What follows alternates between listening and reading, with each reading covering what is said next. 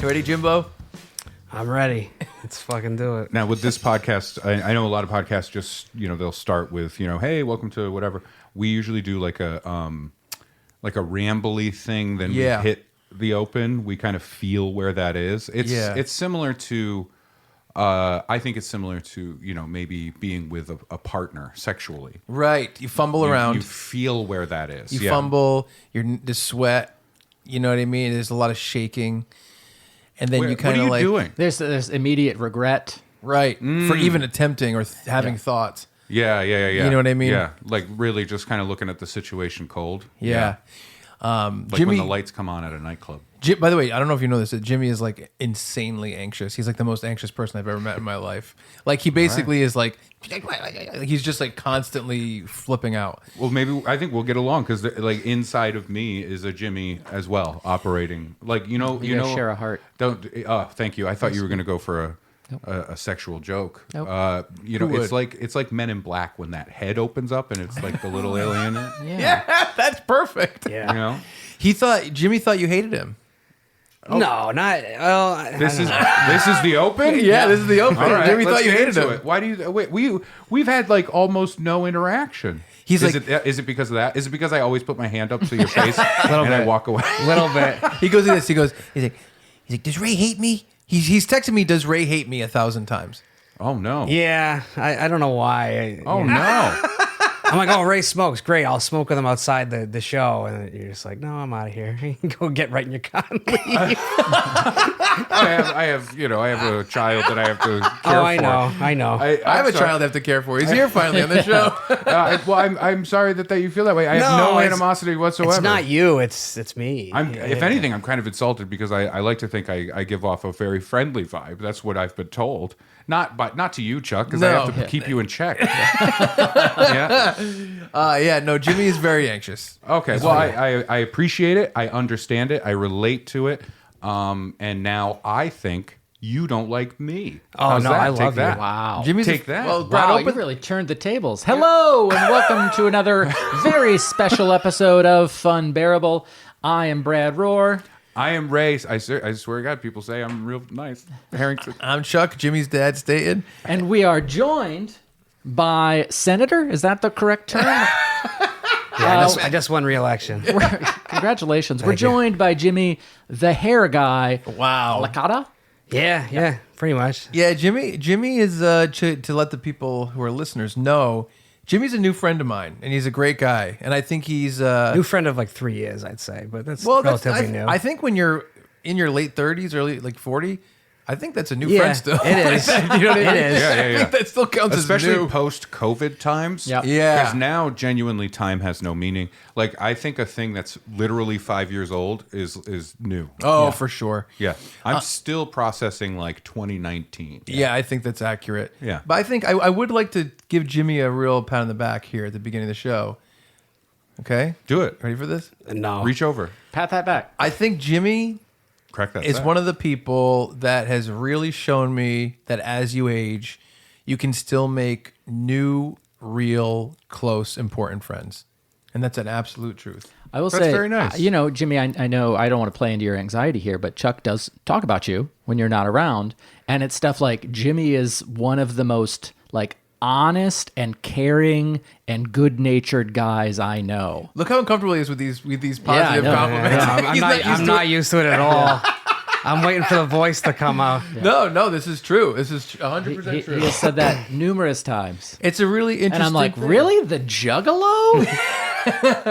Jimmy came into my life because I've been working with Tell 'em Steve Dave, the podcast, for like 8 years. And Jimmy, was it Black Friday That's last that year? new podcast, right? Yeah. It was 3 years ago?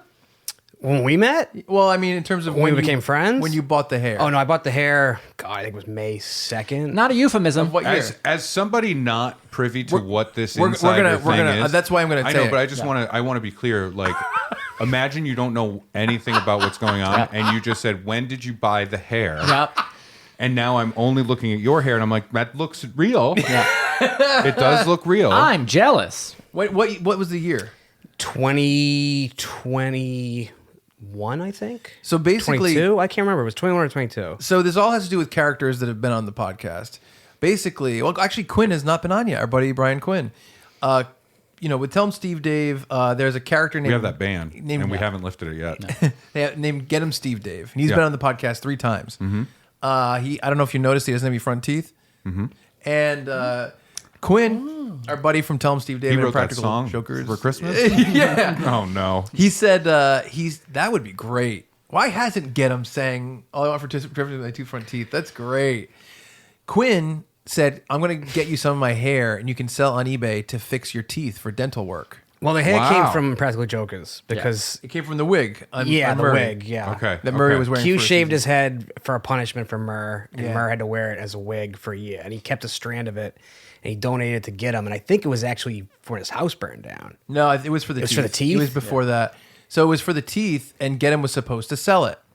Now, I'm sure if you ask Get 'em why he didn't sell it, put it on eBay, you're going to get a long, rambling, bizarre answer. Did he- From Get 'em? Did he make 2 front teeth out of hair? So they had it at the general store, the Tell 'em Steve Dave, where we've recorded multiple episodes at this point.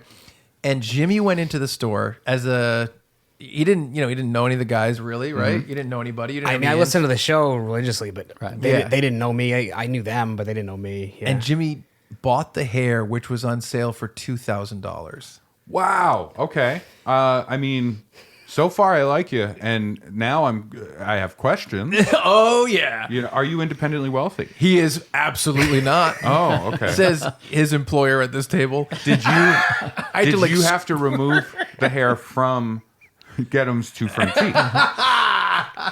Fortunately, no. Okay, that's good. That's good. But they were so shocked, the Tell 'em Steve Dave guys, Walter, Yeah, everybody, yeah. that they brought him onto the show, and they thought he was such a character that they continued to bring him onto things. So now he's Yeah. been involved in a lot of Tell 'em Steve Dave projects, including ones that we've done together and stuff like that. We just did the Christmas episode together. Tell 'em Steve Dave is so interesting. Oh, yeah. Because like the only other thing I can compare it to is probably Howard Stern.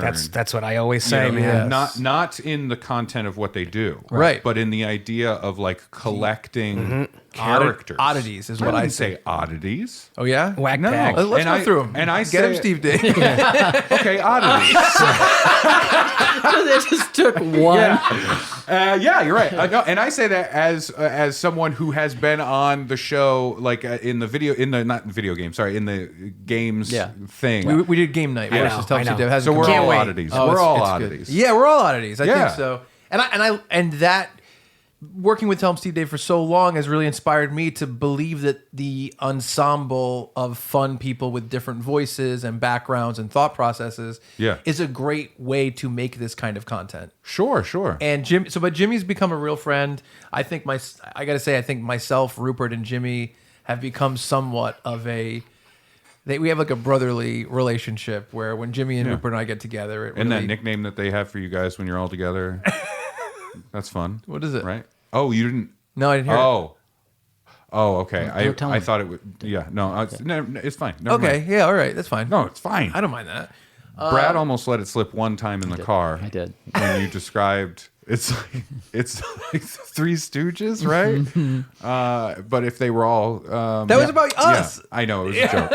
Anyway. I'm doing an inside joke. Yeah. Yes. But, okay, so tell me more about the whack pack. I want to hear about. Yeah, so we become real friends over, Yeah, over no, the I think time. that's lovely. and it's great, and I really appreciate Jimmy. I appreciate Michelle, his fiance over here. We actually tricked Michelle into getting their proposal filmed because we told her it was for a Tell 'em Steve Dave project, and we ended up filming it in the studio, which is awesome. I knew about that before it happened as well. Yeah. Oh, Yeah. All right, Good Michelle's stuff. The last one to know. Zipped my lips. I didn't say anything. Yeah, but I love this guy. He's a great dude. He's a great addition to my life in general, and I appreciate you, buddy. And All right, you- it's coming on a little thick. I'm just now. telling you, It's I a want. little thick. Well, I'm starting it because then I have to read my script. and also, you were on Howard Stern at some point. Is that right? Yeah. This year I was on a few times. Yeah. Because you have a big crazy tattoo. Yeah. Oh, I didn't know about this either. Yeah. So when you mentioned Howard, I thought you knew because you No, mentioned no. Howard Stern. He's been a huge Stern fan, and this year I don't know exactly how you got on. You can explain that.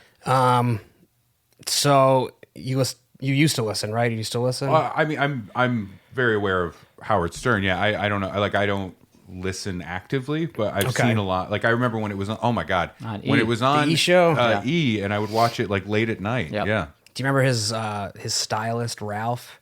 No. Okay.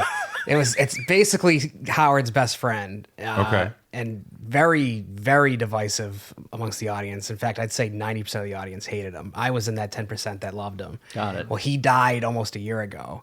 And so I said, I'm getting a fucking tattoo of him. And, well, so by some stroke of luck, I didn't win myself, but somebody else won a contest to go watch the wrap-up show, which is like the Talking Dead of the Howard Stern show. And I happened to see this on Facebook, and the dude accepted me as his +1, some random dude. I went down to New York. I got to go up to Sirius, go up to the Stern compound. And next thing I know, like, I'm talking to Howard. I'm looking at Howard. And then I got to sit on the wrap-up show. And I thought you were going to say his lap. Yeah. Got to sit on Howard's lap. Genuinely, when you said I got to sit it, I thought it was going to. I just sat on Sunday Jeff's lap and Brian Johnson's lap, but no, not Howard's. Yeah. And and so on the wrap-up show, they noticed that I have a Svengoolie tattoo, because Svengoolie is kind of, I mean, he's huge in Tom Steve Dave, obviously, as you know, but he's also kind of a figure in the Stern world. And that's a kind of pasta. Yes. Yes. Yeah. He's a horror host. Oh, okay. He's like Elvira. There's also a pasta. Yes, for sure. Yeah, it's like penne but corkscrew. Yeah, and there's a jack-o'-lantern in the Svengoolie. middle. That's what he's. Svengoolie, Yeah. By the way, he loves Funbearable. I do. Oh, Okay. yeah. Oh, I just yeah, listened to yeah. Gibby 3 last night on my way Oh, here. yeah, that's fine. I appreciate I'm that. all caught up. I love that. But I mentioned on the wrap-up show that I was going to get a tattoo of Ralph, and they said, well, keep in touch if you do.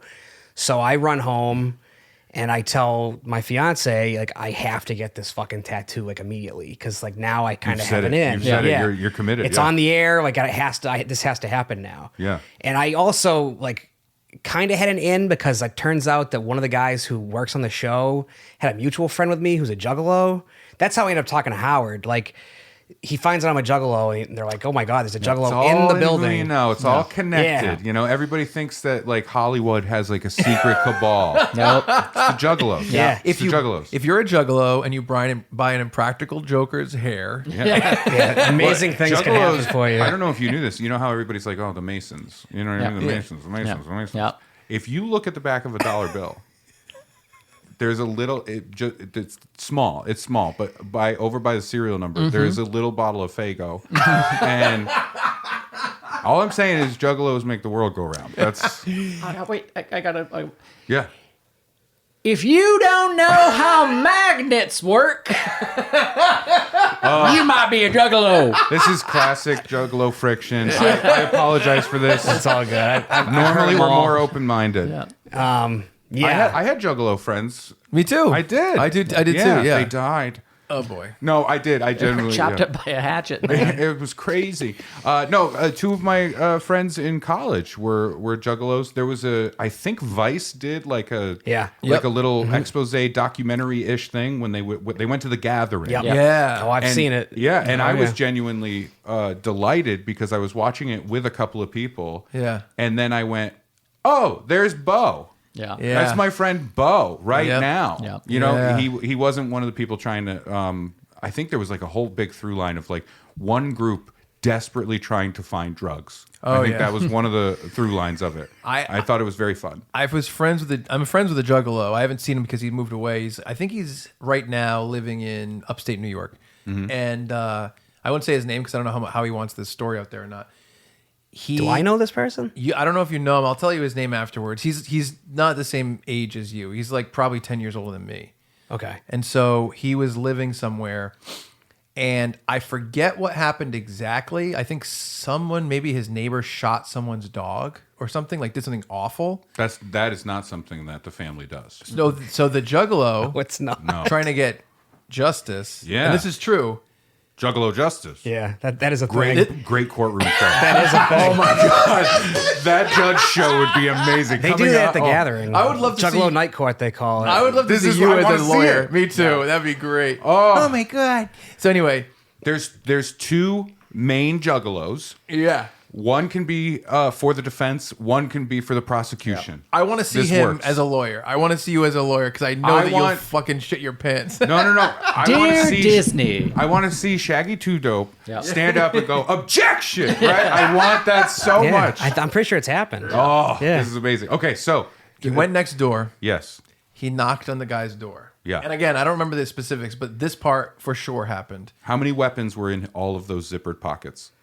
The guy the big, opened big the pants. door. My juggalo friend Yeah. had a huge axe. Get the Huge fuck out. Are you for axe. real? Swung it. Not even hatchet. We've upgraded to full axe. Two-handed axe. Yeah. Swung it and hit the guy right here where his neck meets his shoulder. I mean, that's too much. That's a thing That's that happened. too much. And I don't know how much of the story I should tell, but maybe we'll You're have in him it. on. You're telling the story. I don't want to tell the Maybe real we'll bad. have him on. No thanks. I don't want to Pass. tell. I don't want to tell the bad part. He can, yeah, he can be a part of the show via Zoom. He can be on this screen next to me, and then he'll talk that way. I don't want a guy who has hatcheted a guy's maybe head He off. didn't hatchet him. He axed. First of all, Brad knows him and he's very kind. I helped him score with a lady. what the fuck is going on? It was an accident. Accident? I didn't mean. Hey, you got to take a swing every now and then. You know? This is true. This is true, Jimmy. Yeah. I'll enjoy it. He's a very nice guy. He's very level-headed, very calm. Do you know my right? you know he my never mom? loses his head. Other people around him do. You know my mom, very sweet, very nice, helpful. Oh, I know your mom. So she allows us to film in different places. She's always very supportive. Oh, she allows you to film in a lot of places. She loves this guy. Okay. And she trusts him with her life. Does she know about this Yes. hatcheting? She calls him the Axeman. She does not call him the Axeman. She calls him the Axeman. I've never heard her call him the Axeman. You know what? This Listen, when the newspapers come up with a nickname, you got to respect Yeah, it. Here, you guess know so. what? We're gonna call. Can I ask you a question, though? I'm calling my mom. I want to ask her if she calls him that. She should be in the car right now, so she should answer. There's no way that she calls him the Axeman. Hi, honey. Hey, mom, what's up? Nothing. I'm almost at the airport. About a half an hour away. All right, great. That's awesome. Listen, we're recording Funbearable. What do you call Oh, the axe murderer. the axe murderer? That's different.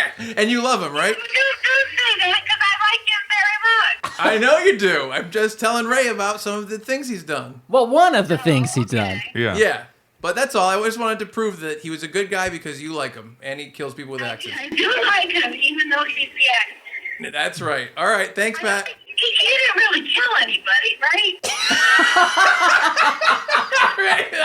Well, we'll talk about this off the air. Oh, boy. All right, we'll talk soon. Okay, bye. Bye. This was my question. He didn't really kill anybody, did he? So he swung and hit there. Yes. Did this person die? I believe the person is alive and well. Well, or at least alive. Alive, yeah. I think you'd have to. I know we've seen a lot of horror movies. Yeah. I think if you actually tried to kill someone by hitting them like here with an axe, you probably have to hit them a lot. It's not just one. I think Ooh. one could kill. Here's another idea: Juggalo Mythbusters. Jimmy, That's original. Jimmy, go on the has other not side of that happened. door. And Ray, get on your knees. What? Oh no, I think you could absolutely murder someone with one fell swoop. Of the I axe. think taking his whole head off would be tough. Maybe depends on how sharp the axe is. I guess it is. Right. Strong. Anyway, Jimmy's a juggalo. Yeah. And Anyway, so back to Jimmy's tattoo story. yes, Yeah. Oh, so yeah, that's how I ended up talking to Howard. Once they found out there was a juggalo in the Sirius building, yeah. they were like, "We got to put you on." And so I have two wins now. Like, I know a guy, and I'm getting a Ralph tattoo. So I got the Ralph tattoo. I submitted it. They put it on the website. I got a voicemail from one of the guys telling me, like, interviewing me. Yeah. I thought they were just gonna play that on the show, and that'd be it. And I got a call. It was like a Monday morning. I got a call at like 6:45 because the show goes on at 7. And they wanted my consent to use the picture, and they wanted to know. And I said, "Should I call in?" And they said, "Well, we can't tell you to, but if you do, there's a pretty good chance to talk to Howard." Yeah. Yes. So I called in, and yeah, I got to be on for like 20 minutes. It was fucking. That's great. That's great. Yeah, great. that's so much fun. Yeah, he loves Howard Stern. Yeah. But yeah, he's become a big part of the Tell 'em Steve Dave A family. big fart of this Tell 'em Steve Yeah. Dave family? That's Okay. embarrassing, Chuck. You should be. You should feel ashamed and humiliated. That's one of their trio names. Is the Farty Party. And yeah, so now Jimmy's a mainstay in my life. And Yeah. we've been talking about having on Funbearable for a long time. Jimmy's been really supportive and he likes the show. He's a great guy. So we thought we'd have him on as the final episode of the TESD Town Takeover. We had Rupert on, we had Brian Nichelle on, Brian Johnson, and now Jimmy the Hair Guy to close it up. Yeah. With an episode we do every year called We Pitch You a Merry Christmas. Because remember, this is a Christmas episode where we learn about a man hatcheting another man's face, chest, neck, and head. Yeah. And so we all came to the table, including Jimmy, with Christmas pitches for new Christmas projects. I wish I had all this information ahead of time. My pitch would be different. I know. But Jimmy, he has a fun little Boston accent that I like to mimic. He's from the New England area, but now he lives in Philly. Yeah. And so, we were like, I got to up my accent game, yes. right? He's like, oh my God. He has this oh my God kind of thing and that accent, and he swears a lot. That's kind of part of his vernacular. Yeah. I'm familiar with Boston. Yeah, exactly. Hi, dude. But yeah, he's my little scumbag. So we're going to go. Little bug-eyed gremlin. That's what I call him. Why do I feel like Brad and I are like listening in on foreplay? Right? you're my little scumbag. He wishes. I'm your little gremlin. I'm your little bug-eyed gremlin. I'll bug your eyes out. You'll bug your eyes out. We're doing our own Christmas story parody. Yeah, it's all like said in that tone. Oh. The leg lamp, but you pan up and it goes past the shade and someone's wearing it.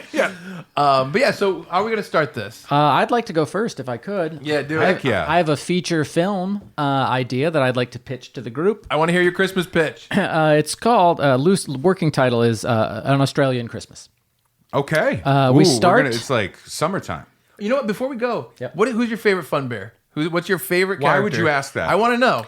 I don't know. It's tough. It's got to be Brad. I think Brad's everyone's favorite secretly. Not even Brad's favorite. But that's such a dangerous thing for someone to be a guest on a podcast with 3 hosts, and then you go, which one of us is your favorite? I think it's going to be Brad. Say it's me. Say it's me. Say it's me. I quote you all. All right. I don't know. Yeah. I was texting you quotes last night from the Gibby episode. Yeah, it's true. I don't even have a favorite. I'm on the show. No. I think Brad, he's almost everybody's favorite. No. Oh, I think Brad is beloved, but I think we all have love from people. Why are we doing this? What is happening? I want to beef up Brad before he's pitched. Nope, too late. I'm already in. An Australian Christmas. I thought he was adequately beefed. Yes. I'm sitting over here. I have a different viewpoint than you do. We start at a corporation with our 3 heroes. They're getting a talking to from their boss who tells them, I believe in you. You can close this deal. The only catch is they have to fly to Australia in person to make it happen, and it's almost Christmas. Oh. Ray expresses concern about getting back in time for Christmas so he can celebrate with his wife and son. Chuck demonstrates that he's a horny guy somehow. That's basically his character. And Brad says, hey, we need to focus on this meeting. So Chuck doesn't even know he's in a movie. No. I thought this was a documentary. The guys are out at a bar or something talking about the trip. Maybe if it's an office Christmas party. We learn a little bit about their efforts to advance in the organization and how long they've been middle managers. But this account will be their big break. Ray will be able to move to the suburbs with his family. Chuck will be able to get the cool car he's wanted for so long. And Brad will relish the higher level of responsibility in the office. We're at the airport. Ray's saying goodbye to his family. Brad's trying to get through security in the most efficient way possible. And Chuck is flirting with the TSA agent somehow. Whatever. He's horny. Again, that's the point. Oh, there will be a running gag that Chuck does not understand the geography of where we're going. He does not understand there's a difference between Australia and New Zealand. And you can tell this is a movie because in this, Chuck is at the airport with us. Yeah. And if it was real life, he would still be driving there talking about like how insane the traffic was. Yeah. He will make references to things like Lord of the Rings, the All Blacks, the word Kiwi, and the haka throughout the movie. At no point will these things be applicable. I want to see Chuck do a haka now. They land in Hawaii for their 6-hour layover. Chuck wants to go out and get laid. Ray wants to get some authentic souvenirs for his family. Brad is frustrated the guys don't want to just stay in the airport and work on the presentation. Yep, that sounds right. A fun thing, more for me and Ray than anyone else. The 3 guys pass a group of 3 guys walking the other way. Chuck says he thinks he recognizes one of the guys in the other group as someone he's had a message board feud with for 25 years. This threesome is Auntie Donna, the sketch comedy group from Australia. that's Very fun. nice. Yeah. They Aussie are dog. making an Australians to America Christmas movie, and in that's their funny. movie, one of the guys recognizes Chuck as the guy who's had a mess. It's the same movie but in reverse. Yeah, I That's love it. fun. That's That's really great. fun. So Chuck and Ray leave the airport. They take a cab to the beach. Ray goes to a souvenir shop. Chuck sees something on the beach. He's very excited about it. Brad chats with a dude at the airport lounge and asks him to keep an eye on his laptop while he has to, go to the bathroom or something. Brad tells the guy, "I've been working on these numbers for my boss. I can't get them to come out right." Anyway, Chuck returns. He says he banged a mermaid. Ray corrects him, saying it was just a woman in a wheelchair wearing a long skirt. Why was she in sand at the beach? She's in a wheelchair. That's just mean. It's an accessible beach.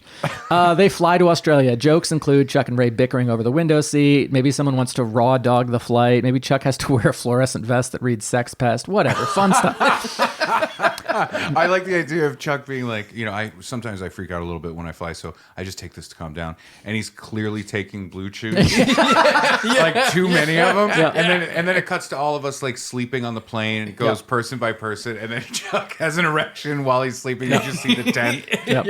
His tray table is like wobbling on it. They land in Australia and are not prepared for the Christmas season to be so summery. They go to the hotel. There's a hotel clerk. Nina is hot/crazy, and Chuck, of course, is smitten. Ray is trying to get international calling to work. Brad is continuing to try and work on this presentation. They get to Australia Corp the next day. They meet with Audrey, a middle-aged Aussie woman who is their liaison. She gives her title as junior account executive, and she answers to Madeline, a mid-20s woman who is her boss. Brad expresses confusion at the age thing, and Audrey says she made the choice that work wasn't going to be her life. Brad is a little dismissive. We cut to the end of the presentation. It has gone smashingly. All three guys have played their parts well. Crikey. The meeting breaks up, and the company is ready to sign with our guys, but they have one more meeting that afternoon. Madeline makes it clear she is taking credit for working with the boys, and the deal is going to net her a sweet promotion. The boys take time off to celebrate and accept Madeline's invite to a Christmas dinner. In this case, it's a barbecue on the beach. They, of course, all show up in sweaters and whatnot. How often do we, in the movie, when we have to go to the bathroom, how often do we stop and just sort of marvel at the water in the toilet going the other way? Yeah. Every single time. Every single time. Yeah. I think there should be a shot of us as soon as we land in Australia. It cuts to the three of us huddled around in one stall. an airport bathroom. And we're just looking and we're like, whoa. I'm going to do it again. And I'm trying to push a kangaroo into it. It's a barbecue on the beach. The guys express surprise at seeing Santa in board shorts and flip-flops. They interact with Madeline, Nina, and Audrey. Brad is much more relaxed now that the presentation is over and talks more with Audrey. Everyone is so happy. They share their feast with a short, homeless-looking juggalo-type guy near the beach. Homeless? Yeah, he looks homeless. You look homed. You look homed. You look like you've been recently homed. No, he looks. If I had heard permanently if I had heard their foreplay talk, I would have said a bug-eyed gremlin or whatever I needed to say. You never heard that? No. What? You never heard that? Chuck meets Nina You out. thought I didn't like it? Chuck meets Nina out, and they get gross with the mistletoe. Joke ideas include Australian sex terms, real and fictional. Maybe Chuck says he wants to go down under, and she says, "Oh, I'm going to go up over," and whispers in Chuck's ear, explaining it, whatever. That's funny. The next day, the boys arrive to the office, and security won't let them in. Madeline is furious with them. They learn that their company has been shuttered by the U.S. government for hinky accounting. Uh-oh. They're dragged in by Aussie feds and questioned. Their original flight gets pushed back a day to the 23rd. Still plenty of time for Ray to make it home to his family. A whole extended scene where we're constantly trying to explain to Chuck that hinky accounting is different than kinky accounting. Yes. I thought it was hickey accounting. One. One.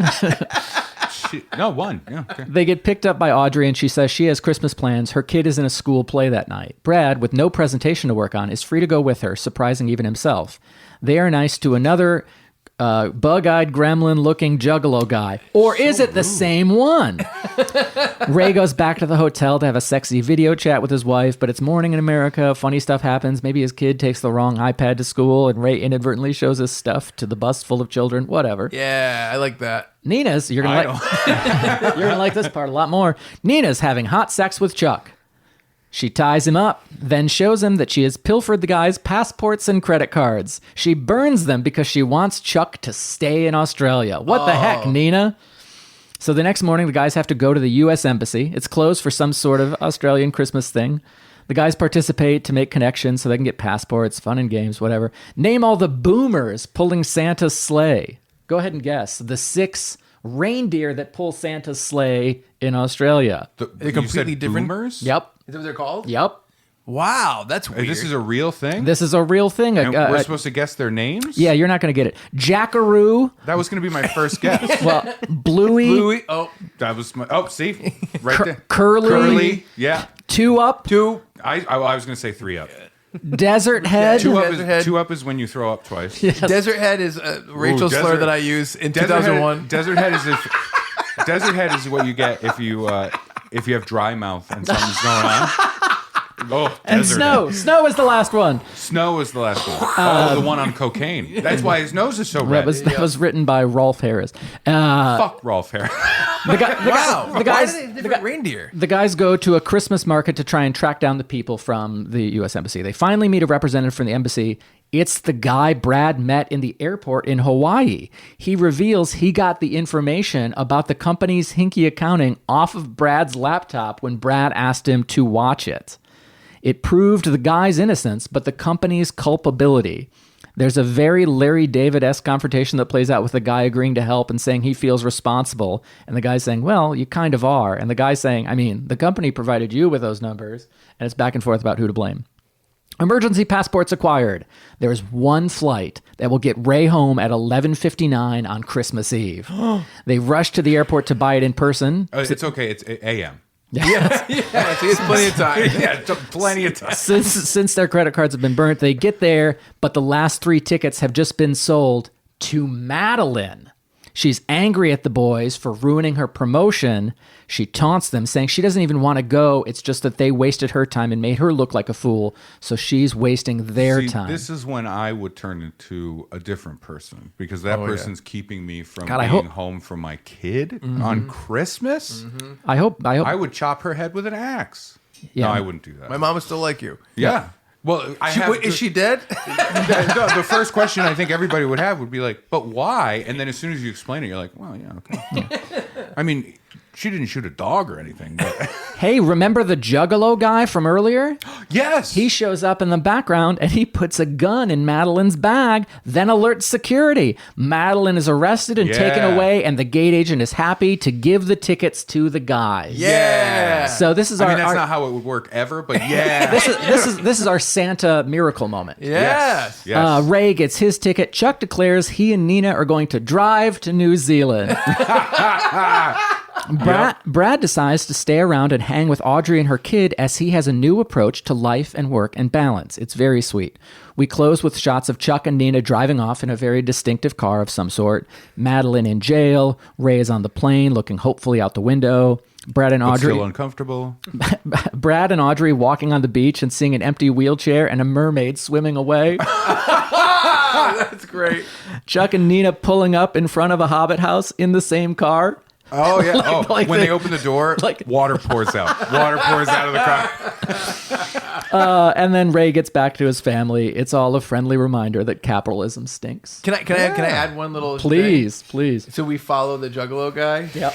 And we follow him out, and he's smoking his cigarette. And he's doing his thing. And he gets onto a sleigh. Yeah. And the 6 yeah. reindeers. Yeah, there's the 6 boomers Oh yeah. No, I immediately on pictured. Desert Head, on snow. I immediately pictured him getting into a sleigh and then Santa being like, "So did you fix it?" Right? Yeah. And he's like, "Not a problem." And he puts the elf hat back on. Oh, the idea of a sleigh beginning to take off and seeing an elf flick a cigarette out is so fun to me. I love that idea. Not enough elves smoking Yes. in movies. Not enough kind of shitty elves. That's fun. Oh, there've been a few, Yeah. Sure. for sure. But I want to see like Bad Santa. Okay, we see Yep. him smoking cigarettes, right? But the elf never does. I want to see an elf be like, "Fuck this shit," right? Like, I Yeah. want to see that. That's really fun. That is really fun. I think Damn. that's great. This came from I want to what other traditions? And I'm like, I know nothing about Australian Christmas. At the time, I had been watching Taskmaster Australia Series 1. Ah, yeah. And I think one of the one of the participants in the show is named Nina. And so that's where that name came from. And then I was like, Australian names. I'm like, great. I mean, you got it right there. There's 3 of us on the show regularly, so it would be Nina, Pinta, and Santa, Yes. and then Maria. Yeah. Christmas, see Santa and Maria. That was really clever, actually. Yeah. So, That was great. Thank you. Thank you for saying that unprovoked. I really appreciate it. We used that joke in the original Gibby script. Your car, every time you get into it, it's a Ford Nina, then a Ford Pinta, then a Ford Santa Maria. But I was thinking about using, just now, it just came to me, how many different reindeer groups are there? Because I did not think that there was going to be a different wanna group find of out. reindeer in Australia. It's not reindeer. It's kangaroos. Oh, I sorry. hate it. I hate it so much. Well, it's It's a real thing, though, It's right? a real hate thing. that. I hate So it. is there different versions of reindeer? Right, or, we got to or get this to the thing bottom in of this. different Like, if you go to places? another country, That's what I'm saying. Yeah, You got to know their reindeer Like, what equivalents. about Italy? oh my god, Do you think they're Italian different? Santa. Ugh. Do you think the reindeers are different?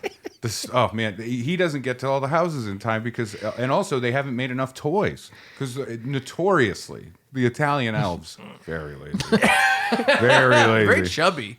What's that? Very chubby. Oh, Because they're They're eating. pasta all They're the eating. time. they're eating a eating lot of carbs. Yeah. They lot carb of load. Svengoolie dishes. Yeah, and they just lay down a lot. You know.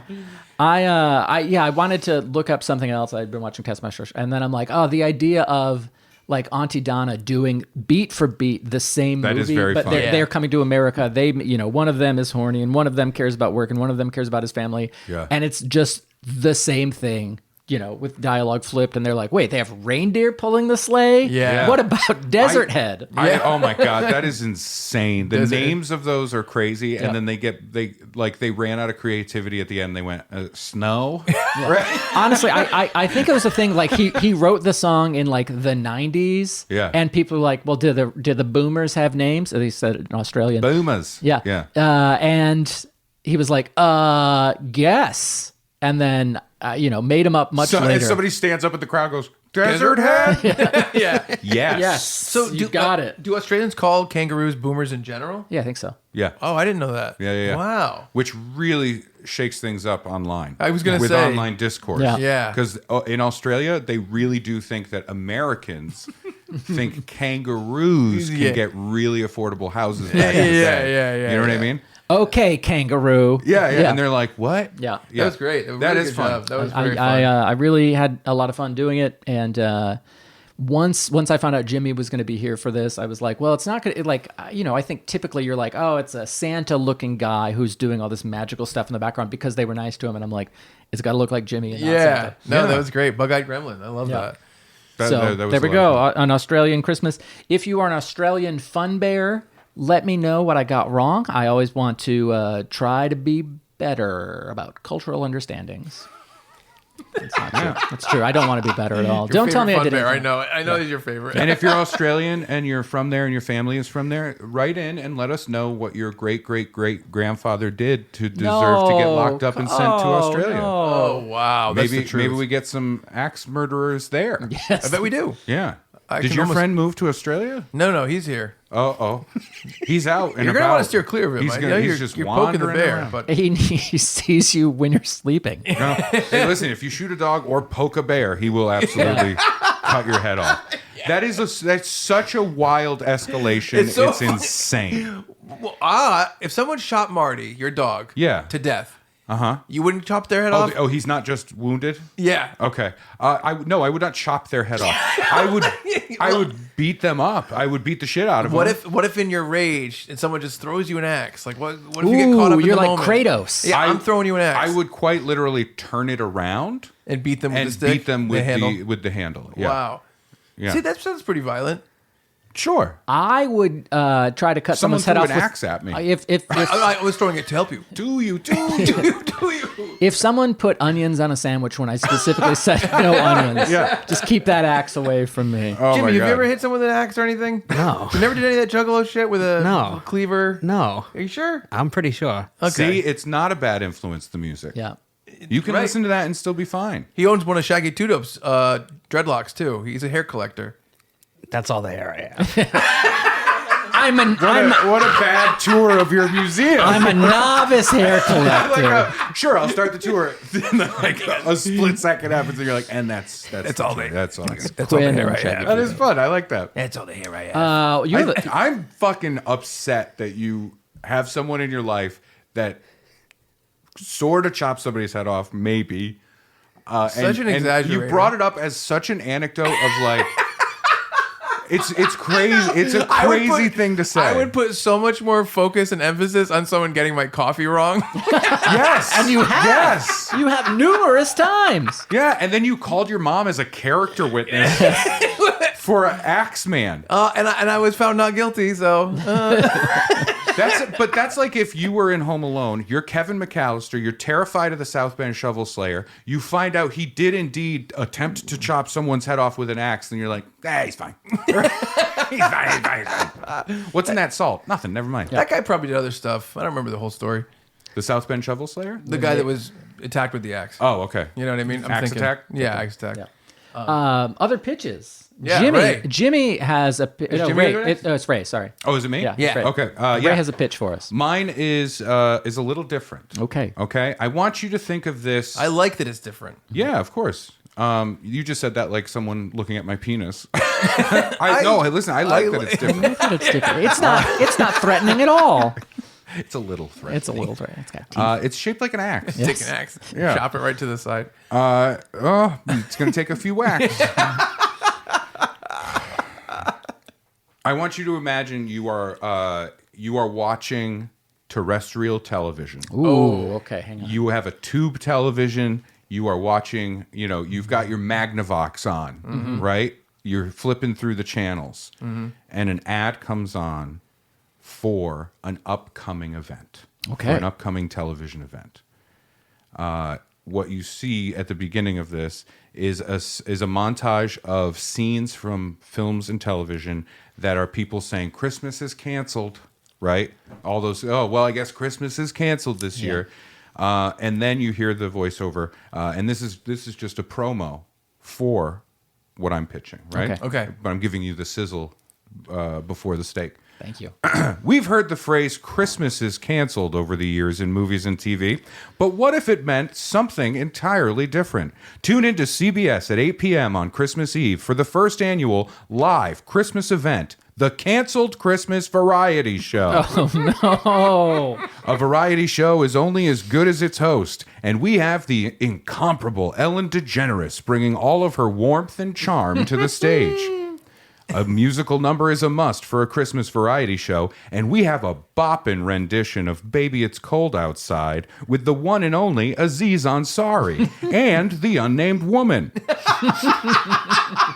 The unnamed woman. That's right. You can give all the clear signals you want, but he's not stopping. But baby, it's cold outside.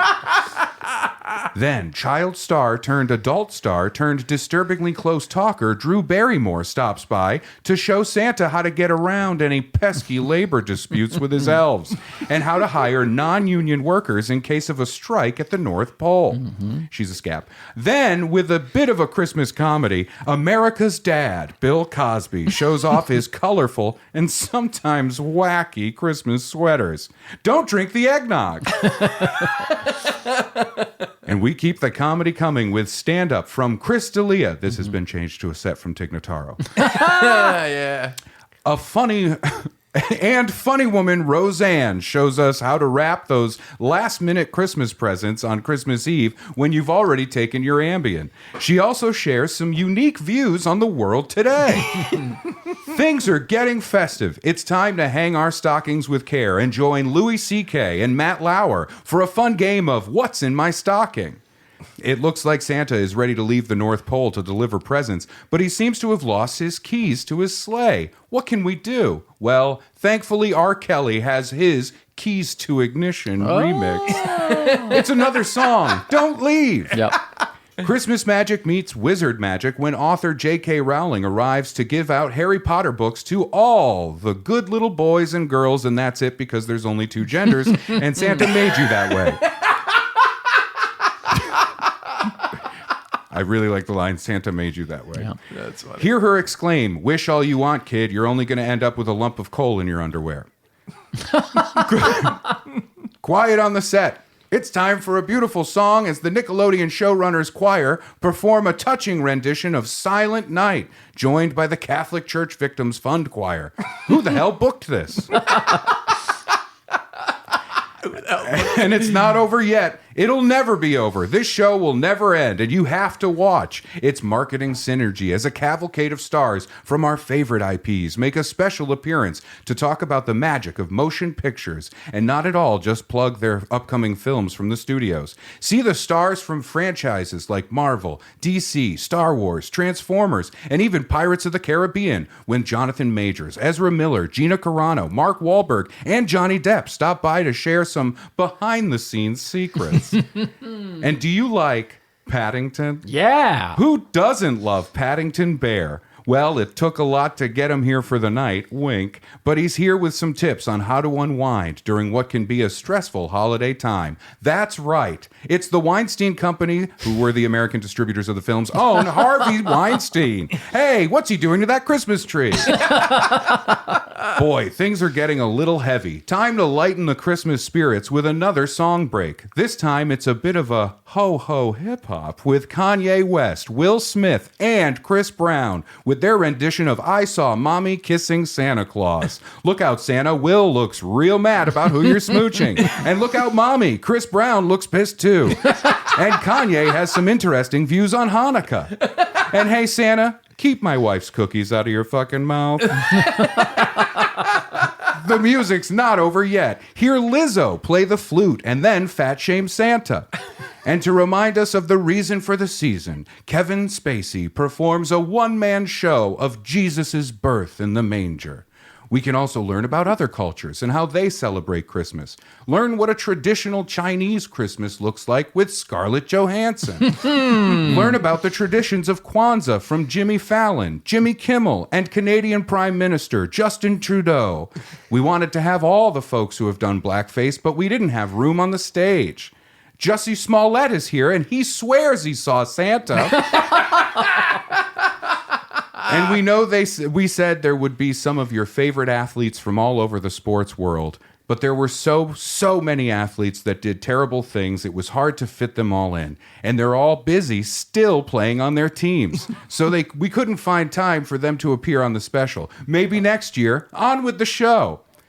We kill 3 birds with one scene as Russell Brand, P. Diddy, and Jonah Hill all reunite for an excerpt from their memorable and classic Get 'Em to the Greek. Jonah spends most of the time breaking character and explaining that while he did do some emotional abusing in a relationship, he'd like to not be lumped in with his co-stars. But then, a surprise cameo from his old pal James Franco? Franco's like, hey, stop lumping us together. While Jonah's like, wait, I mean, I don't know if we necessarily need to be together on this. What a hilarious situation. Yeah.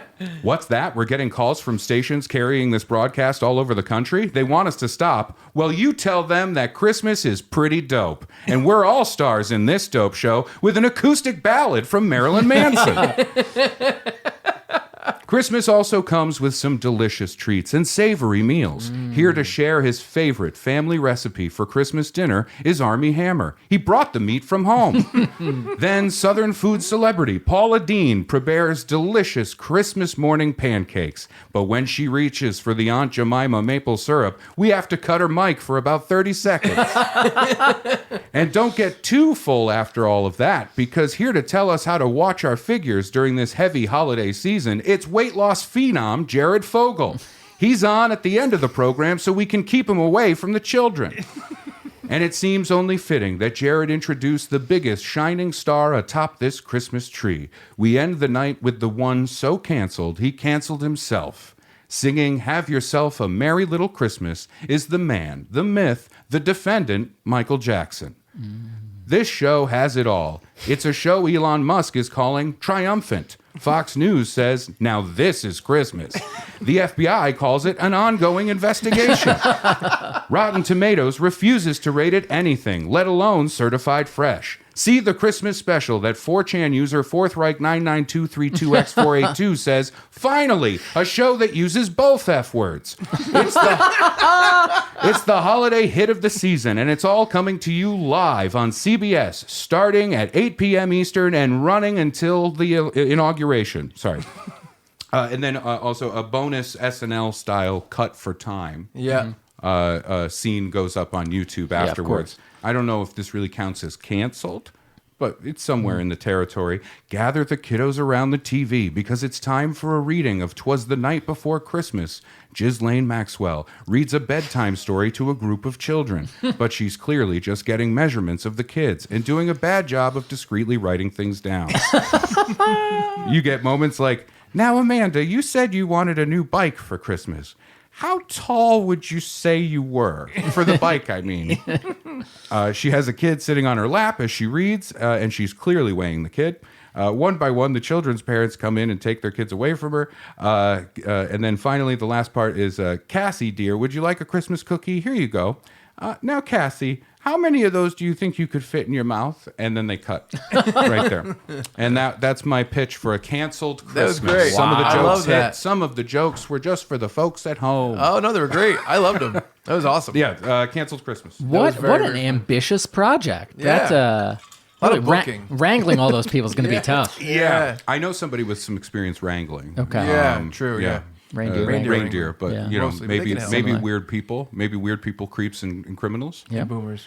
It was weird to do this and like try to remember people that had been canceled. Yeah, because they've been canceled so much. Right. And then also I had to make a choice at some point, like how severe it would be. Yeah. Like I don't count, it's for me personally, I don't think of like a Bill Cosby as quote unquote canceled. I Right. see that as a man who did a horrible thing. Yeah. And then was like found out about it. Yeah. Right.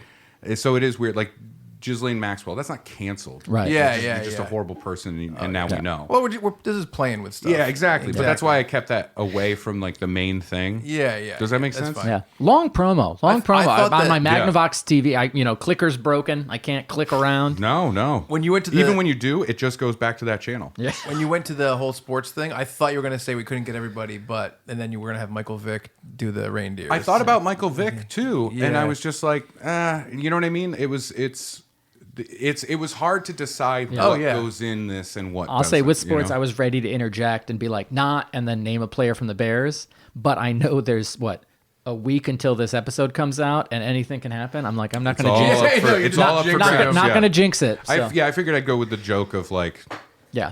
No, they're too many. busy. They're too playing. many. They're still playing on their teams. Yeah, you know? no, that was great. And what's fun in there is there are some of those that I really think that people have forgotten. Yes. Oh, You yeah. know, and like the Scarlett Johansson joke Yeah. is one element where I was like, oh yeah, there was like a whole thing. But that's what I mean. Like, how do you weigh Scarlett Johansson? Oh, yeah. Did a movie that was supposed to be more Asian or something like that, and then also Jared Fogle. Or- like, yeah, it's really exactly. hard It's to. not- it's not Yeah, similar. yeah. Yeah, no. So it was fun to write though. Yeah, that was great. No, that was very fun. really fun. I love that. Yeah. I had a similar idea for the sequel to Dr. Frankenstein. Remember, he's going to avenge Oh, the yeah. canceled. You know what I mean? Yeah. So I love the concept. I think that's a great concept. I'll say the less Dr. Frankenstein we have, though, the better. Not what everyone thinks. He was canceled. You shouldn't have been the last person. Yeah. You should have been pulling the strings like the Phantom of the Opera. Wasn't that Dr. Mick Frankenstein? Oh yeah, Dr. Mick Oh yeah. Frankenstein. Yeah. That is a genuine question. Michael Jackson. Yes. Do you think he was canceled?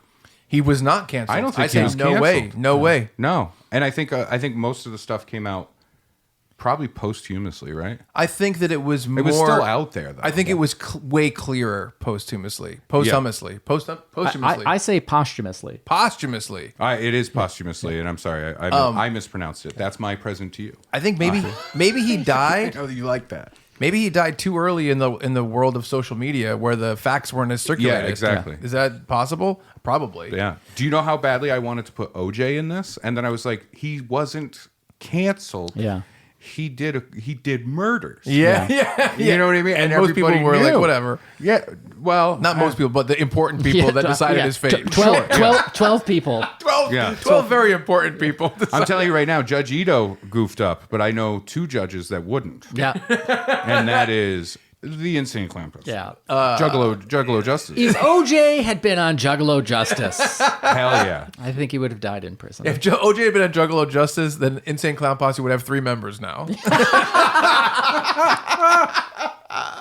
Speaking of Juggalos, what's up, Jimmy? How you doing? Oh, what's going on? You enjoying yourself? That I really liked the Crystalia replaced by Tig Notaro. Yeah. That was a thinker. they're little Easter eggy things. was You have great. to know. I had to what think about happens. that Yeah. one. I mean the Dead. Yeah. It's great, buddy. So what do you got? I want to hear what Jimmy has for a Yeah, pitch. another pitch. All right, This one. Mine's short and sweet, Like me. like me. All right. Short and sour. So we're all familiar with Weird Al, Yes. right? Yeah. We all love Weird Al. Yep. We all know The Night Santa Went Crazy. Yes. That's a great song. Yes. From Great Weird Al. song, right? At the end of the song, what was Mrs. Claus doing? She was Negotiating the movie rights. That's right. yeah. So, who would make that movie? Who? Rob Zombie.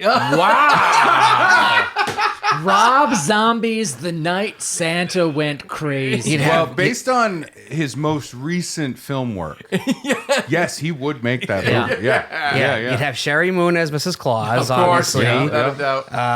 Can the Munsters be there? Oh yeah, they're all gonna be there. Weird Al will be there. Elvira will be there. Svengoolie will be there. Everybody's gonna be there. Yeah. Sid Haig's still alive. He's playing fucking Santa. You'll have Tom Tolles, Bill Moseley, Richard Brake, all the regulars. Yeah. All the Yeah. Rob Zombie regulars will show up. The Zombie Zoo.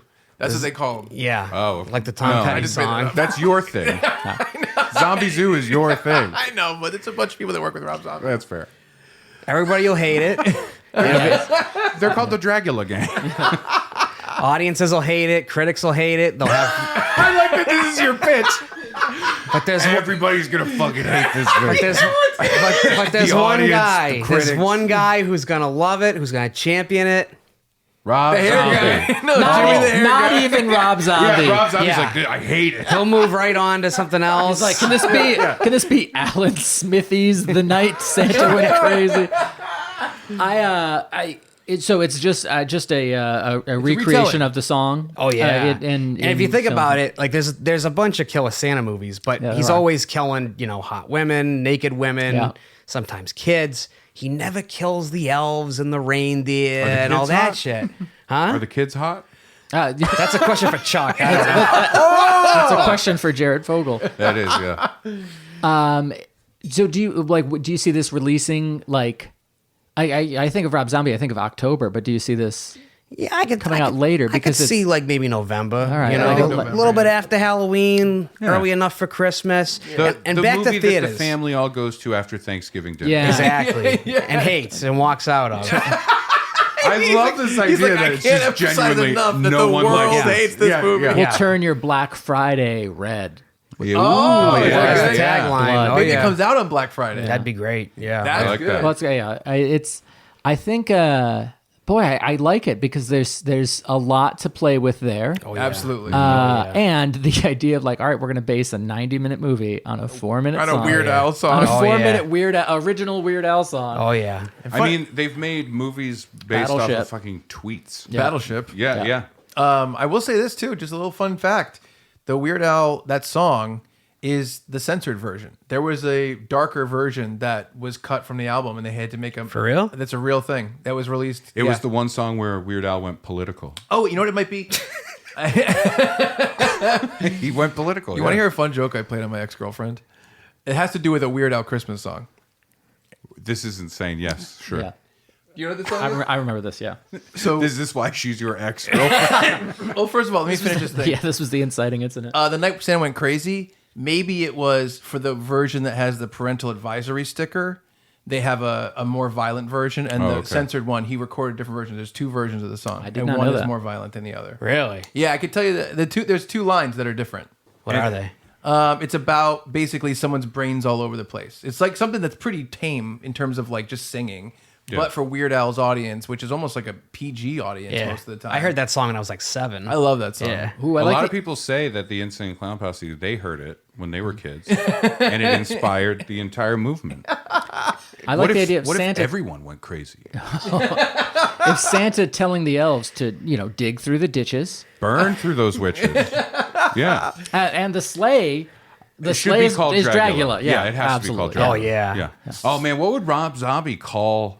What would the names for his reindeer be? Oh my god, bitch tits. Like, it's gonna be like Oh, man. fuck face. If Rob Zombie. Still Desert Head for some reason.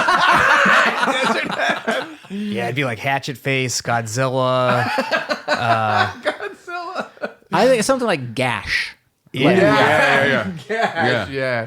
Gash and Wound. They're like the two brothers. Yeah. Electric Wizard, like really weird shit. Electric On Wizard. twat. Yeah. But then like Spalding is the Yeah. Rudolph. Spalding, yeah. Oh, This yeah. is fun. So the prank I played.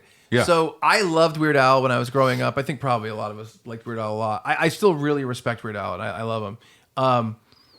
Even and- after the canceling? Oh yeah. And that's what I feel about most canceled people. But It makes you like him more.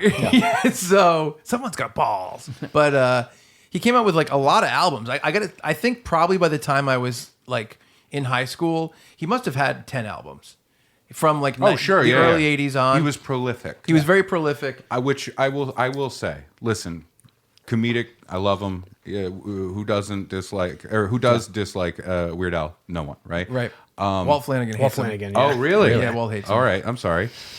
He's the only one. Yeah. I will say like the amount of albums. Yeah. At first, I was like, it is really impressive, and then I thought about it for a split second just now while we were talking, and I'm like, when you're doing parody, He's only it's writing. not like you're sitting there going, how do you get writer's block if you're doing parody songs? Is my point. I would say this. Yeah. Probably half the songs are original and half are parody. I know, but just live with me in this fun space. I am, but like so for every 10 albums, he wrote 5 albums. Yeah. Sure. You know what I mean? That's a good way to think about Yeah. it. So if you But if I you- like the idea of a parody person. if it's just parody, Yeah. how do you get writer's block? That's my fun little world that I wanted to I mean, play in, as- but you just poured salt all over it. As, No, I didn't. I as said somebody the who thing. wrote "Pour Some Boogers on Me" in 5th grade and then rereading the lyrics, Yeah. I had writer's block, and I just kept repeating the word booger a lot, and I Yeah. was like, "This is ert." I said that later on I found more of his parody songs, and one of them was Kickstart My Farts. Yes. See, yeah, I do think it's funny the idea of, like, did you guys see the biopic? Yes. Yeah. Yeah. Awesome. It's super fun. Amazing, It's so so good. fun. That's like a really genuinely fun, like parody type movie. Yeah. Yeah. and it really works. I love how crazy it went. I love it. But I could easily see a scene in there. You know, I like the joke that they take here of he wrote all original songs, Yep. and then artists just flipped it, and I we're love it. going to make serious ones of your comedy Yeah. songs. I love That's it. a great concept. But I do like the idea. I can see a scene in the movie where Weird Al is like, oh, and he can't think of anything. Yeah. I do think that's funny. It's also, what would be really funny if he's like, and he's like, what? And he looks and he Googles top Billboard charts, and a song comes up, and he just copies it and he puts it into paste, and then he puts rhyme at the end of it in Google and presses that, and it's just the words that rhyme with it. You know what I mean? Yeah. That's funny. Yeah. I love Weird Al, but so he has a song, probably came out in, I'd say early 90s, maybe like 92, 93, called Christmas at Ground Zero. I think that's the 80s. 80s? Yeah. So it's older. There's a whole video for it too. That would mean a lot different now. So my ex-girlfriend, who doesn't know Weird Al that much, we were like in my car, and that song came up, and I was like, man, I'm like, Weird Al is pretty tame, but this one song is pretty fucked up. She's like, what do you mean? I go, right after 9/11, for that Christmas, he came out with this song. Have you heard it? And she's like, no. And so I put it on. Yeah. And it's generally vague enough that you can stretch it to mean that stuff. Yeah, yeah. But it's Christmas at Ground Zero. It's like, and at the end, it gets into stuff that is very similar to 9/11. It's like as the air raid sirens blare. Yeah. And it's I'll like, duck and cover with my Christmas lover. yeah, as Underneath the air the mistletoe. Merry yeah. Christmas, everybody. and so He ends it with saying it was an inside job. Yeah. right? But she's like listening And to jet it. fuel doesn't melt steel beams. So she's listening to it, and she's like, "Oh my god, oh my god!" Like she was like, she thought it was, and I was like, Turn it up, turn it up. Christmas hopes and Christmas dreams. Jet fuel doesn't melt steel beams. but it was pretty good. I don't know if I ever told her it wasn't that though. Yeah. I played a lot of pranks on my significant others that I kind of never resolved. You know, there's a thing. too, They have a Brad. name for that. What you do? What? They have a name for that. What? I can't quite remember it, but I know. I know a guy, Jonah Hill. He'll tell you what it was. Yeah. It's emotional abuse. Oh, is that's what is. it was. Yeah. One time, my ex-girlfriend handed me her earrings, and she's like, she was like laying down on the couch. She's like, "Can you put these over there?" Yeah. She took them off, and I took them, and I went like this. I looked at her, and I went, and I pretended I put them in my mouth, but I kept them in my hand. Yeah. And she's like, "What are you doing?" She's like, "What are you doing?" And she kind of like put her hands around my head, and I went, and I pretended that she made me swallow them. And I hid them. And I'm like, "I swallowed your earrings. I swallowed your earrings." I'm like, you gotta call 911. You gotta call them and ask them what to do. I was with you until you got to call 911. So she's like, "Well, I will say, it wasn't a panicky situation. It was we're both laughing and me just going, I don't know what to do. I don't know what's going to happen now." And she called them, and they were like, they could poke holes in his intestines and stuff like that. Oh my god! I think you tried to involve me in that one. And but it I was don't- right before my house fire. Yeah. And it was like that was like the next day. And I totally forgot because that took over my focus. Yeah, where yeah. I figured I would let her know. And like months later, she was like, "Whatever happened to those earrings? Did you ever poop those earrings out? Exactly. I love the idea of you take it too far and like you are inducing vomiting, and she's rooting through your vomit to find the earrings, but what she finds is an engagement ring, and that's how you propose. And you're wiping I vomit have off my jester hat, and I'm like, "You chose me." She's like,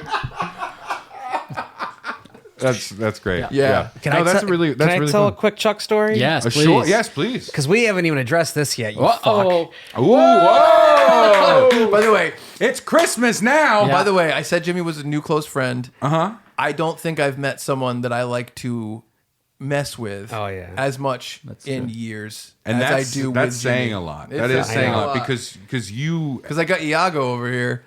you twist this Give boy me Gilbert up. Gottfried. Yeah. Give me Gilbert Gottfried. Yeah. What do you got, Jimmy? So last Sunday night, my lovely fiance and I and her sister and her brother-in-law, we all went to the city, Manhattan. We were going to a VR experience to see Egypt.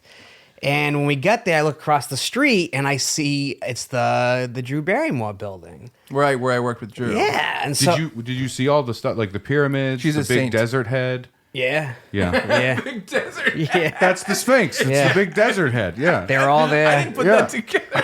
You just said that's true. And so I'm telling them, my buddy Chuck, our buddy Chuck, me and Michelle, our buddy Chuck, he worked there. Michelle's like your buddy Chuck. I Michelle found out about a lot of misinformation about me before we met, so she thought I was like a know. No, piece of shit. she knew Yeah, you. misinformation. She had the misinformation, but she knew you. So It was a combo. She's like, he's a saint in person. He's a werewolf behind the scene. I don't know about Saint in person. And her mom hated you, and she hasn't even never met met you. her mom. No, listen, some of the saints were pieces of shit. So, It's true. so you're at I the also VR went experience. Saint and werewolf. Yeah. That's opposites. just the mind of Chuck Staten. You know what I It mean? really is. So I figure, I'll pimp my boy out a little bit. I'm like, man, my buddy Chuck, he worked over there. He didn't last long, got fired after a day, but he worked there. That's more than we can say, I didn't right? get fired. And they're like, wow, that's so cool. That's so awesome. That's more than we can say. Yeah, so I take a picture of That's a glass half full kind of guy. You know what I I take mean? a picture of the big Drew sign. I sent it Yeah. to my boy Chuck. Hey, look where we are. He says, and we had just got into the VR thing. Yeah. He said, Hey, that's where Chuck was.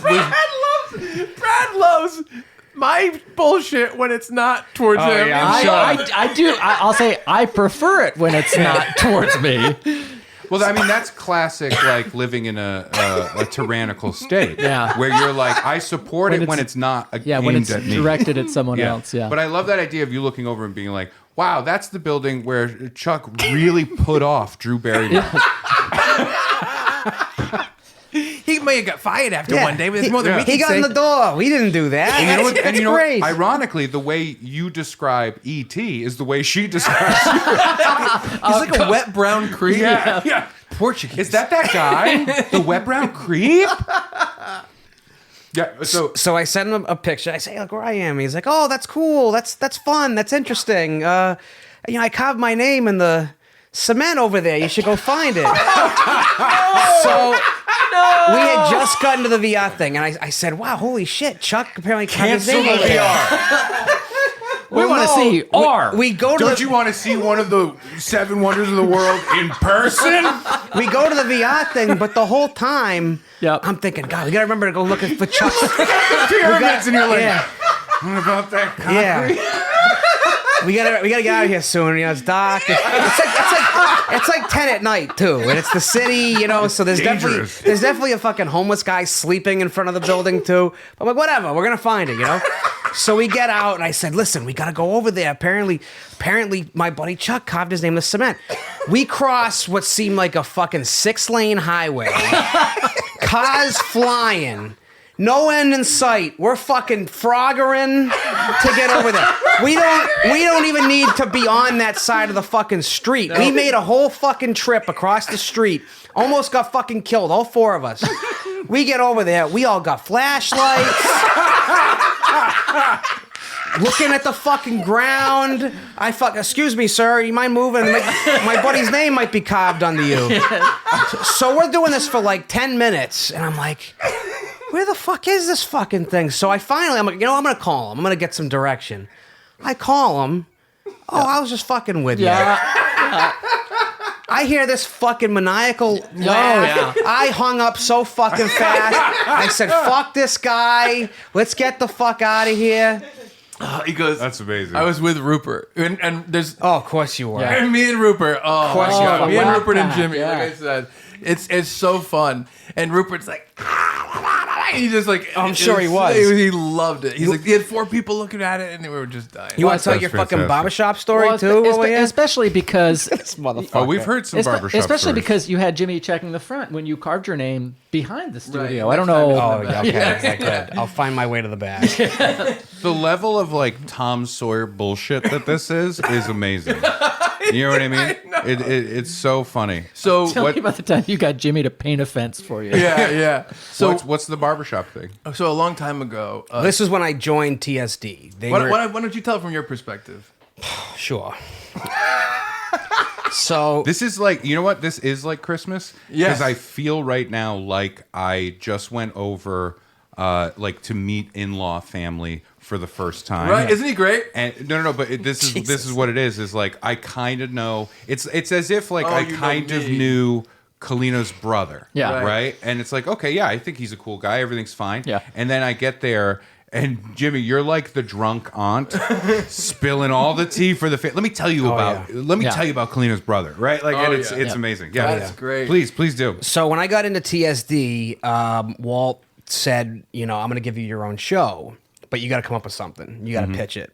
So they put me on one of their other shows to pitch it, and And TESD, that's Tell what him, they're Steve calling Dave. post-traumatic stress disorder now. Yeah. yes. PTSD. And so I'm rattling around a few ideas. And PTSD is not a bad idea for a show. oh, Jesus. Go, sorry, go. And I'm like, this is like, I'm brand new to this fucking world. Like, I got to come up with CTESD. something fucking great. Like, I got to really knock it out of the park because I want Walt to fucking give this thing the go, And I'm just like, I'm coming up with shit, and I'm like, I don't know if this is any fucking good. Like, because this has to be a home run. If I strike out, this is it. I might not get another shot at it. So I turned to my good friend Chuck. Classic mistake. You just laughed like the dog in Duck Hunt when you don't shoot any of the Yeah. no, ducks. it's He did. Snidely Whiplash's like little side. Oh, Yeah. yeah. That's what it is. Same I knew it was difference. a dog. I Same knew it was a dog. difference. He laughed similar. I'm like, he works. You know how dogs are. They're all like that. You know how dogs are. Yeah. You know how dogs be. Yeah. That was so weird. Please. So I'm like, Chuck works with Tom, Steve, Dave. Like, he knows their sensibilities. Like, Yeah. I mean, I think I do too since I listen, but he actually knows them on a personal level. Like, he'll have some great ideas. And I went to him and I said, listen, man, like this is my big shot. Like if I fuck this up, I don't know if there's another one. Like, you got any ideas I can maybe run with? And he gives me this fucking idea. So I'm obviously Jimmy the Hair Guy because I bought Q's hair, got on the show, whatever. Yeah. That's where the hair thing ends. That's where it ends. I mean, and the other hair that you have. yes, I have 2 locks of hair. Insane. I'll be the first to admit that's insane. Yeah. But that's where it ends. I The will end. say it's a little fair to be like, the only thing you're known as is Jimmy the Hair Guy. Sure. Let's keep this hair thing going. Right, yeah.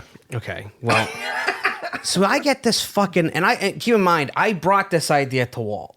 Okay. But I'm going to tell you, Okay. I brought this to Walt and he fucking threw me out of the room. But the idea was, what was it? Jimmy's Barber Shop? Jimmy the Hair Guy's barbershop. Okay. So he's I like the name. he doesn't have any money, and he paid $2,000 for this hair, so he's trying to pay it off. Okay. So 2 of the mainstays in Tell 'em Steve Dave's world are Get 'em Steve Dave and Sunday Jeff. Mm-hmm. You sit in a barber chair. Basically, a listener of Tell 'em Steve Dave comes in and sits in a barbershop chair next to Sunday Jeff, between Sunday Jeff and Get 'em. Okay. And you get to podcast with Sunday Jeff and Get 'em as Jimmy gets to cut your hair to practice to become a barber. And at the end, you tip him, and that goes towards him paying off Q's hair. and I I hated that idea so much, but I'm like, I mean, he's got to know something. He works with them, you know. he unfortunately texted me while Rupert and I were together. That's the and key so me to and this. Rupert are snickering and pinching each other's nipples and texting. Oh, you're snidely and whiplashing all over the place. Every time they had another idea, they just laughed harder at themselves and fucking, they're rolling around on the floor, fucking texting me these stupid fucking things. Yeah, just the image of these 2 grown men giggling and still Oh, yeah. having sex is weird to me. You know what I mean? Like, they're not going to stop it, but they are. Ooh, they're giggling. Yeah. Oh, yeah. I'll be honest with you.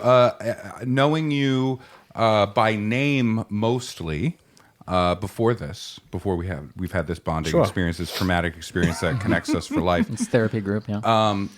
I thought you were a barber. I thought Jimmy the Hair Guy must mean he's a barber and maybe offered to, like, maybe there was an episode of Tell 'em Steve Dave where somebody was talking about a bad haircut and then you like came over and did a thing. You know, I thought you were a barber from that angle. But now knowing the details, He's a purveyor of follicles. I can understand maybe why. I understand why it's a bad idea. And it's I also horrible. understand why it's an idea. Yeah. You know what I mean? Does that make sense? It almost started out as like. First, I'm going to say this. I think Jimmy the Hair Guy's Barbershop is not a bad title. Nope. No, the title's fine. Yeah. I think that incorporating something like that and coming up with the idea of maybe the very warm nature of a barbershop for a podcasting thing is cool. I don't know exactly how to do it. Sure. So me and Rupert just rolled with the concept and just kind of spit out this idea that I knew that no one would be for this idea. Yeah. But you brought it to Walt? Oh, yeah. And what did he say? He said it was the stupidest thing you ever fucking heard. He told me... Were you cutting his hair at the time? No, he said it was insane. He said, don't ever ask him for ideas again. Which I didn't heard listen to that from a lot either. of people but too. Yes. Foolishly, I've gone back to the well since. Yeah. Hey, wait, after that, you were like, all right, what else you got? Pretty much, yeah. You're like, this water gives me diarrhea. May as well bring up another bucket. Yeah, always. Was his follow-up idea to like do waxing? I think he asked me for other ideas of different things. Yeah. But yeah, no, that was very. But fun. you did still suggest waxing. Yeah. Oh yeah. Of Yo, course. yeah. Of course. Because I the would. end of the episode is you rip it. Yeah, You rip exactly. it off. I think he needs to stick to hair. I think that needs to be a part of his personality. Ironically, hair sticks to a lot of things. Yeah. Exactly. Including wax. That's right. Yeah. Speaking of going to Chuck for half-baked ideas that are Ooh, going to get us good in trouble, piv, thank good you. So the final pitch of We Pitch You a Merry Christmas 3 is from Mr. Chuck Staten. All right. So I came up with a movie, but I know that Brad and Ray they think I can go long on these things. Yes. So I left a couple spaces where instead of me typing out everything I thought maybe I could just bring the concepts to the table. What a fun way to explain why you didn't finish your homework. No, it's true. It's true. I remember Because I feel like you didn't like. What did you come in with once where you were like, but I thought we could just like spitball here, and it was so clear you you just wrote down like a brief description. No, this is not a. No, I don't think this is brief. All right, hit us with it, Scrooge. All right, so here's my concept. It's for a movie, and I really think this is a good idea. Okay. I do think if Of course you do. I think if they made this, I mean, That's how obviously- every pitch starts from Chuck. I think if they made this as just the title and the general concept, they could do a great thing. This version is for our podcast to have fun with. Yes. This version is not the version that would be made. Mine was real Yes, agreed. and genuine. So the I'm in name talks.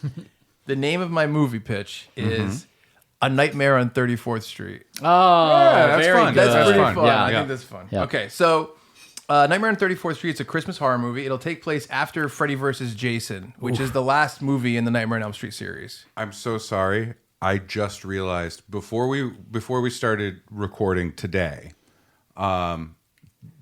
Chuck had asked about if I had seen Thanksgiving, right? And you have. I said the shirt on. Thanksgiving. Thanksgiving. Oh, I'm sorry. Thanksgiving. Eli Roth. Right, Eli right. Roth. And I said something akin to there are a lot of like horror films that I've seen coming out lately that are gimmicky, like here's the gist, Yeah. and there it is. And you did seem to get fairly defensive, and I apologize because now I'm realizing maybe why. No, I you were didn't get defensive. because you were like, well, no, maybe not Christmas ones based on maybe like Dream Killer.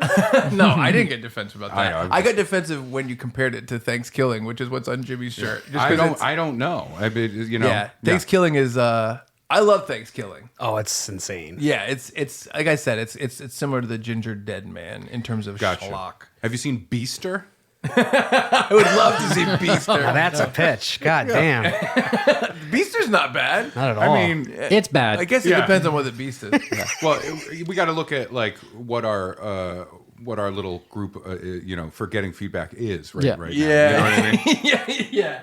All right, We ready? got one guy with a Thanksgiving shirt on, and you love these types of movies, so you're like, Beaster, it's a hit. Yeah. So basically, they made Freddy versus Jason.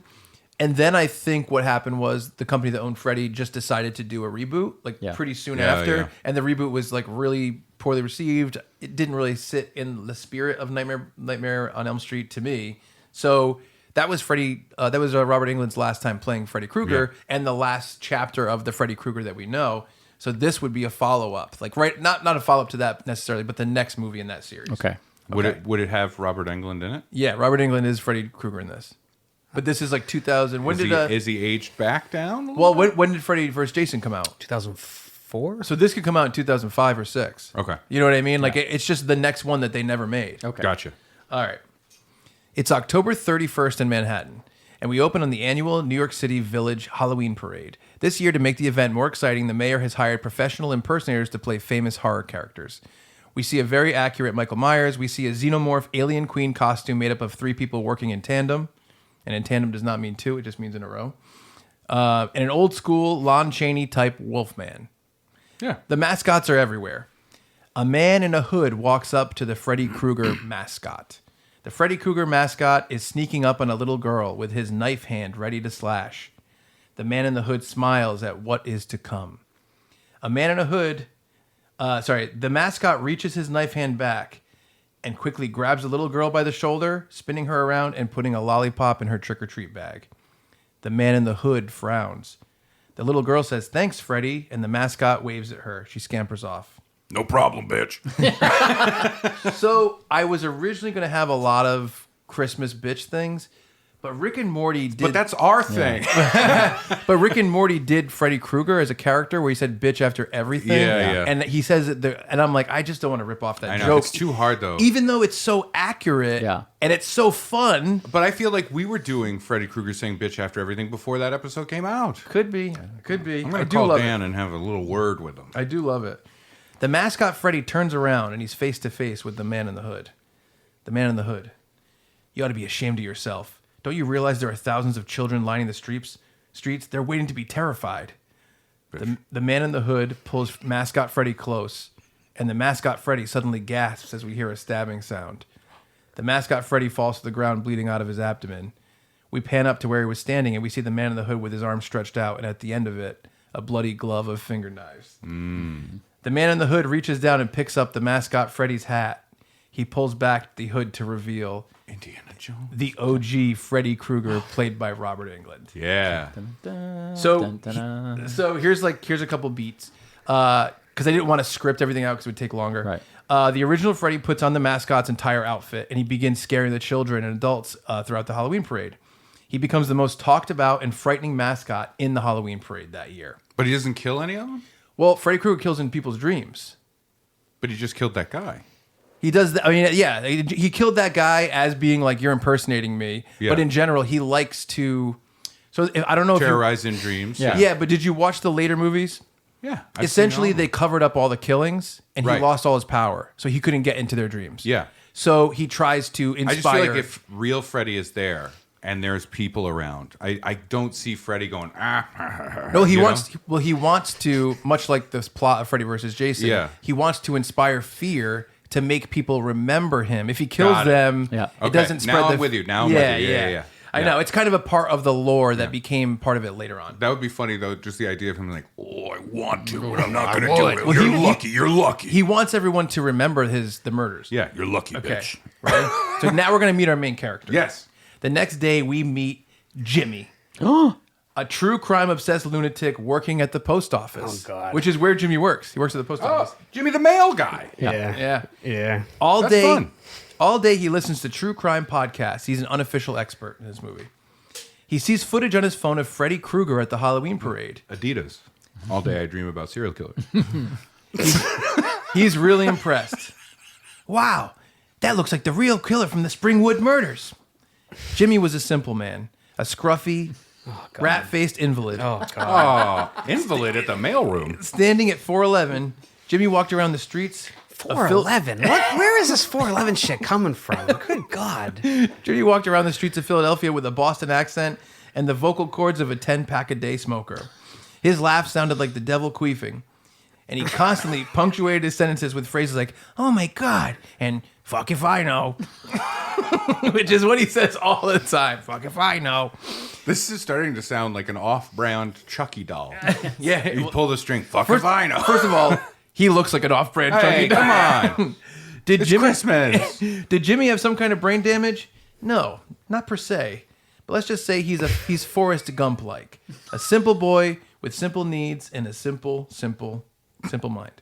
He's met 3 presidents. This is where we find it. Well, think about him with Howard Stern and all this stuff. He is kind of Forrest Gumpy. I'm just saying, it's funny. This is where we find out that the events of Nightmare on Elm Street, the series, were dubbed the Springwood Murders, and that the town went to great lengths to cover them up as they happened throughout the 80s and 90s, which is what the series say too. They just tried to. God, I'm so sorry. I just realized if they do a Nightmare on Elm Street like soft reboot, there's gonna be fucking podcasters like uncovering the murders that were hidden up. It could be Funbearable. I just got so bummed. We could get Why? murdered by That's- that- Freddy. I think they did a thing where basically, Crime Town or Serial, those podcasts? yeah. That was part of Halloween 2018, is these people trying to get in touch right. with Laurie Strode. Yeah. And I'm like, some people did shit on it, and I'm like, but this is how the world is, so why would we Here's not? the thing, though, is like whenever you see podcasters in movies and TV shows, it's like so not accurate to anything. I think that Ghostbusters was a weird one. That was a weird one. But the kid's one name was podcast. It's fucking terrible. I hated that. Yeah. But I think that the Halloween 2018 version was really good. It's honestly only the impetus. They both get killed immediately. Pretty much. You know Yeah. what I mean? Yeah, like 10 minutes in. But yeah. I do Yeah. like the idea of like, she refuses to talk about this with anybody. And these true crime people that are really digging into these cold cases are like getting to these people and paying them to talk to them because Yeah. it's just outside of the law. I would buy it more in Halloween than I would Friday the 13th or Nightmare on Elm Street. Does that make sense? Because it feels a little more grounded. And Halloween, I think, is more grounded. yeah, Halloween's more grounded. You also have like a psychologist involved Yeah. and dealing with stuff that, you know what I mean? I think that basically Scream, I think, would work really well for that because you have a reporter as like Scream kind of an is- anchor point. I gotta say, I think that the to me, the big four are Michael, Jason, Freddy, and Chucky. Oh, you're on a first name basis with all these men? And I think that it makes sense. If you go by the lore of the movies, I think it does make sense because in each of those things, someone is trying to hide something. Right. And so for these people to be like, how come, like if you ever saw the documentary, Don't Fuck with Cats, it was like that, where it got completely solved by people who are true crime fanatics. I think what bums me out is often when we see portrayals of podcasting, it's always just like, oh God. You know what I mean? It's always cringy when I see it. So to me, the way that I wrote it is not that there's people that are part of that world, but because I'm not poo-pooing your thing. No, I'm talking I know. more about what. But what in general, that was not me going. I don't like your idea. I'm using the idea that there are podcasts out there that he's not involved in. Yeah. That have leaked like ideas of like like what happened with this. So it's just like putting out the question into the public eye of like all this stuff happened. There was never a good explanation. It's totally fine. Yeah. I was more just reacting to remembering all the times I've seen it interpreted. I hated the podcast in Ghostbusters. I thought that was like this was the BJ Novak movie. That's a great movie. Yeah. What, Vengeance? Vengeance. Yeah. And I watched that because of you guys. And Tusk. Tusk was awesome. Podcaster there. I love that gimmick too. The Nazi party. Yeah, I like that. It's so funny. Like I feel like podcast in that Ghostbusters movie. I feel like podcast was. It's the version that you would write in a very cynical parody, of what they call somebody, and them seeing Indiana Jones and seeing Short Round and going 2023 podcast. Yeah. I agree with that. So we find out with the excuse me, the events of the Nightmare on Elm Street series were dubbed the Springwood Murders, and the town went to great lengths to cover them up as they happened through the 80s and 90s, which is what happened in the previous movies. They covered them up so that the town would forget about it and that it would go away. But with the rise of true crime podcasts and YouTube channels, there's been a recent resurgence of people looking into the murders and trying to open up this cold case to figure out what happened to Freddy Krueger, who was the suspect in those murders. Freddy Krueger from the Halloween Parade is now all over YouTube, TikTok, Blue Sky, WhatsApp, WeChat, Telegram, LinkedIn, Pinterest, Quora, Threads, Viber, Twitch, Vivo, Discord, Likey, and the newly reinvigorated Friendster. Jimmy's algorithm wouldn't stop sending him alerts about the New York Halloween Parade and the wild success of the new mascots, specifically Freddy. We cut to Freddy in an old basement by a furnace. Newspaper clippings are everywhere. He sleeps on a dirty cot watching an old television with footage of the Halloween Parade. I wonder how he cut those clippings out. He laughs and you hear him utter, "My power has almost returned. Springwood can't stop me," and laughs evilly. So Freddy really is like Tinkerbell. He's exactly like Tinkerbell. It's That's exactly insane. the same. That's the so in Freddy vs. Jason, he tries to kill someone and his knife goes through them. And he goes, "I'm not powerful enough yet." And that's why he brings Jason back from hell. Start clapping. Start clapping, you bitches. Do you know like the impetus for that movie? Which one? Freddy vs. Jason. He brings Jason back to Elm Street. Yes. So that when Jason kills people, people are like, "Wait a minute. Someone else killed people here before." Then he can't stop him. Yeah. Which I mean, I like the movie, but I mean, it's a silly movie. Yeah. Freddy's powers are based on fear, and he left Springwood because the town has covered up all his killings, and he needs to find a new home with more reach. The mayor of New York holds a press conference talking about how it was so successful to have the mascots in the Halloween Parade that he's inviting the new head mascot, Freddy Krueger, to be in the Macy's Thanksgiving Day Parade, the lighting of the Rockefeller Center's tree, and he will play... and he's going to play Baby Jesus on December 24th in the New York City annual manger scene on top of the Empire State Building, which is the largest viewed event in human history. Whoa! Freddy is there, shaking hands with the mayor on stage for this event. All right. Thank you, Mayor Bitch. And the mayor's young assistant is with him. Freddy smiles at her with an evil grin, and she shudders and looks away. Jimmy is watching this on She's the assistant for the mayor of New York City. She's seen worse. Jimmy is watching this on his phone. He screenshots a picture of Freddy. He scrolls over to one of his favorite true crime YouTube videos about the Springwood murders with a blurry picture of the suspected killer. He puts the screenshot next to the picture. "Oh my God, it's fucking him." We cut to a dream. Wait, what are the other tabs that Jimmy has open on his computer? It's Bigfoot nipple slip. Rob Zombie testicle slip. Testicle Slip was the name of one of the reindeer. Dream number 1. The mayor's assistant is dreaming about ice skating in a rural New England town covered in snow as the song Frosty the Snowman plays. Ooh, picturesque. She sees a gigantic, lifeless snowman with a top hat next to it. She smiles and picks up the hat. She places it on his head. It slowly morphs into Freddy's hat. The snowman's right arm, made of a stick, slowly begins changing until it has 4 razor-sharp stakes at the end of it. And the snowman's face begins to resemble Freddy Krueger's. She screams and tries to get on the way on the ice, but the snowman Freddy glides across the ice and catches her. The lyrics thump louder in a more sinister tone as Freddy begins to speak them with the song. Oh, Freddy the snowman knew the sun was hot that day, so he said, let's run and we'll have some fun before you melt away. He grabs the assistant and holds her up high towards the sun. We see the sun getting closer and bigger. She can feel the heat and begins to scream. Her entire body begins to melt like that guy's face at the end of Raiders of the Lost Ark. Freddy laughs until she's nothing more than a pile of melted skin. Freddy drops his pipe and top hat onto it. Oh, quick question or suggestion. Could just her eyeballs be left, and then he takes the eyeballs and pops them into a snowman? Yeah, exactly.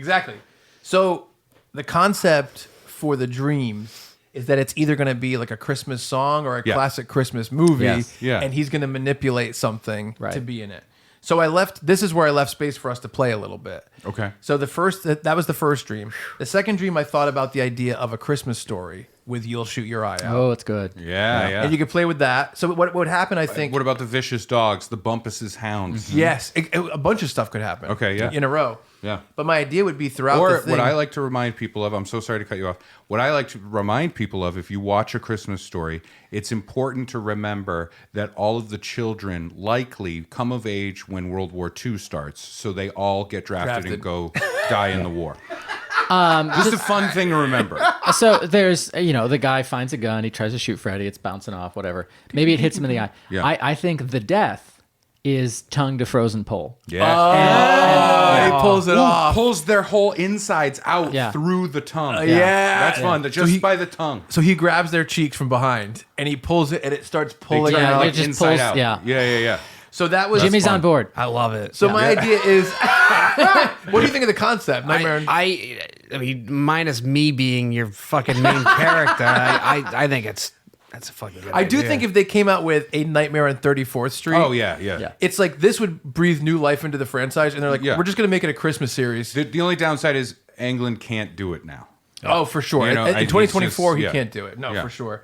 So You would see green screen or green wrapped hands like helping him hold up the glove, and the original story of Miracle on 34th Street starts the same way, because it's not a movie I'm super familiar with, but it starts the same way with the real Santa seeing a drunk Santa in the holiday parade and replacing him, and then they think he's the best. So that's why I'm going with that idea. Yeah. So throughout it, we'd see the Macy's Thanksgiving Day Parade and the Rockefeller thing, and maybe he meets people one by one, and either they upset him or for some reason he doesn't like them. Yeah. And that's who'll be the victims in this. But ultimately, he's just trying to he's like, oh man, the more things I'm part of, the more people remember me. Yeah. And the more people are scared of me, I have this power. So is this where we start throwing out some suggestions for... I love your idea of the tongue thing. Yeah. The next dream I thought That was a collective idea. Idea.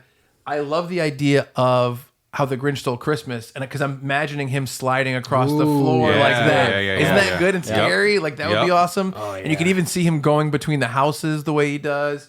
So that was another one I thought of. And I don't know if anyone has any ideas to throw out about Christmas murders like Love this. Actually. Okay. Which part? And it's the cards. Yeah. Right? And it's the cards, and then like he's dropping them, and the person's like, what the hell's going on? And it has to say at some point like, something bitch It'd be funny if it said, to me you are perfect, and then it panned down and it said bitch. Yeah. That's great. I had Die Hard. Die Hard gets used later. Okay, Sorry. I was going to say John McClane, Tom's Fire Hose. Well, I mean, obviously Freddy's arm. Home Alone. I thought about Home Alone as him.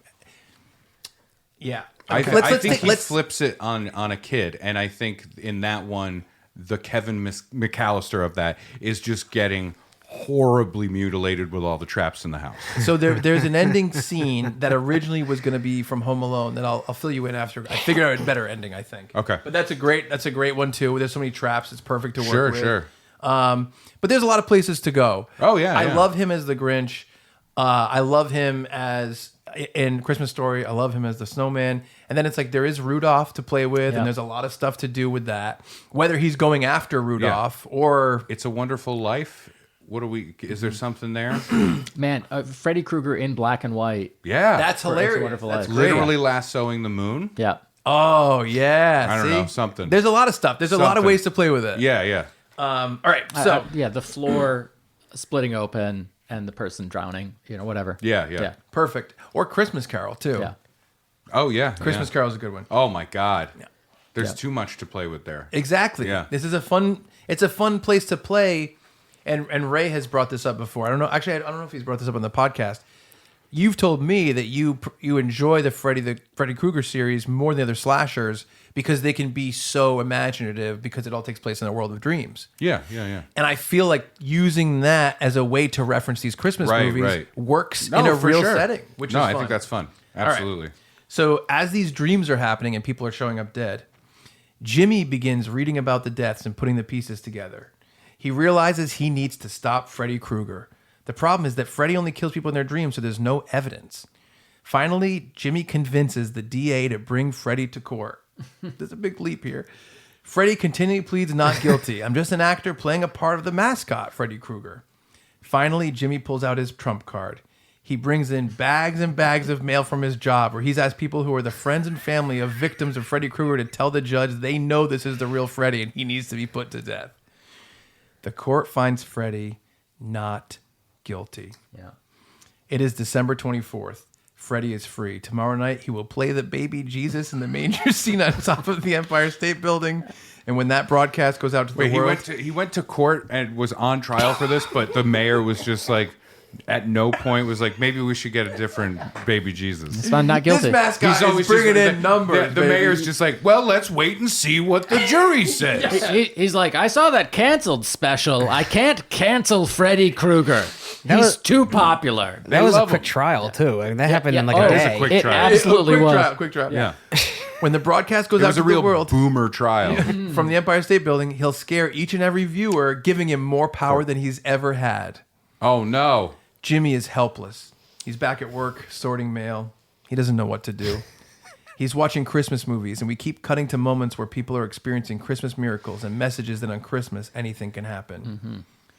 Jimmy looks around in the post office. He sees their big, gaudy, overly decorated, gigantic red and white mailbox with a sign above it with only 3 words on it.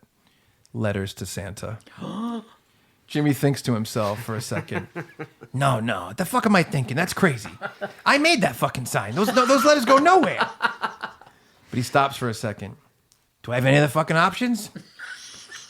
Jimmy quickly puts pen to paper. He tells Santa everything. He pleads with him to save Christmas. This time, really save Christmas for everyone on the planet. Jimmy puts the letter in the mailbox. His alarm goes off, 3 a.m. Time to crawl under the mail window and get some rest before the big day. Jimmy awakens and he's in Manhattan. How did he get here? A window bursts open. You there, what day is it? Why, it's fucking Christmas Day. Go get me a goose as big as you. With all due respect, that's a tiny fucking goose, sir. 3 geese walk by, towering over Jimmy. That's my favorite part. Why is it so dark already? Jimmy asks himself. He looks at his watch. 8 p.m. Jimmy can't believe he slept that long and woke up in a different place. Oh my God. I must be in a fucking dream. I like the idea of waking up in that moment and you're like, yeah, what time? It shouldn't be dark out. And like everything else, you're like, I mean, yeah, that too. He needs to test it. He reaches into his pocket and takes out one of Shaggy Two Dope's anal beads. Oh, Jesus. It cost him $56,000, which he'll be paying off until he passes away and then passes on the debt to his next of kin. But it was worth it. He kisses it for good luck, sets it down on the sidewalk and spins it because it's his totem from Inception. It spins and spins and spins. Thank God that wasn't a dreidel reference. Oh my God. Yeah. He's in a dream. He hears a noise.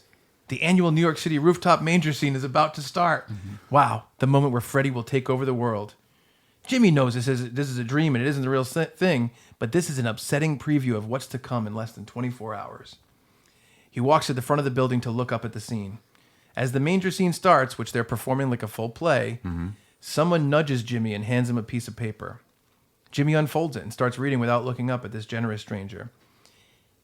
Dear Santa, my name is Jimmy the fucking hair guy, and I got a big-ass problem.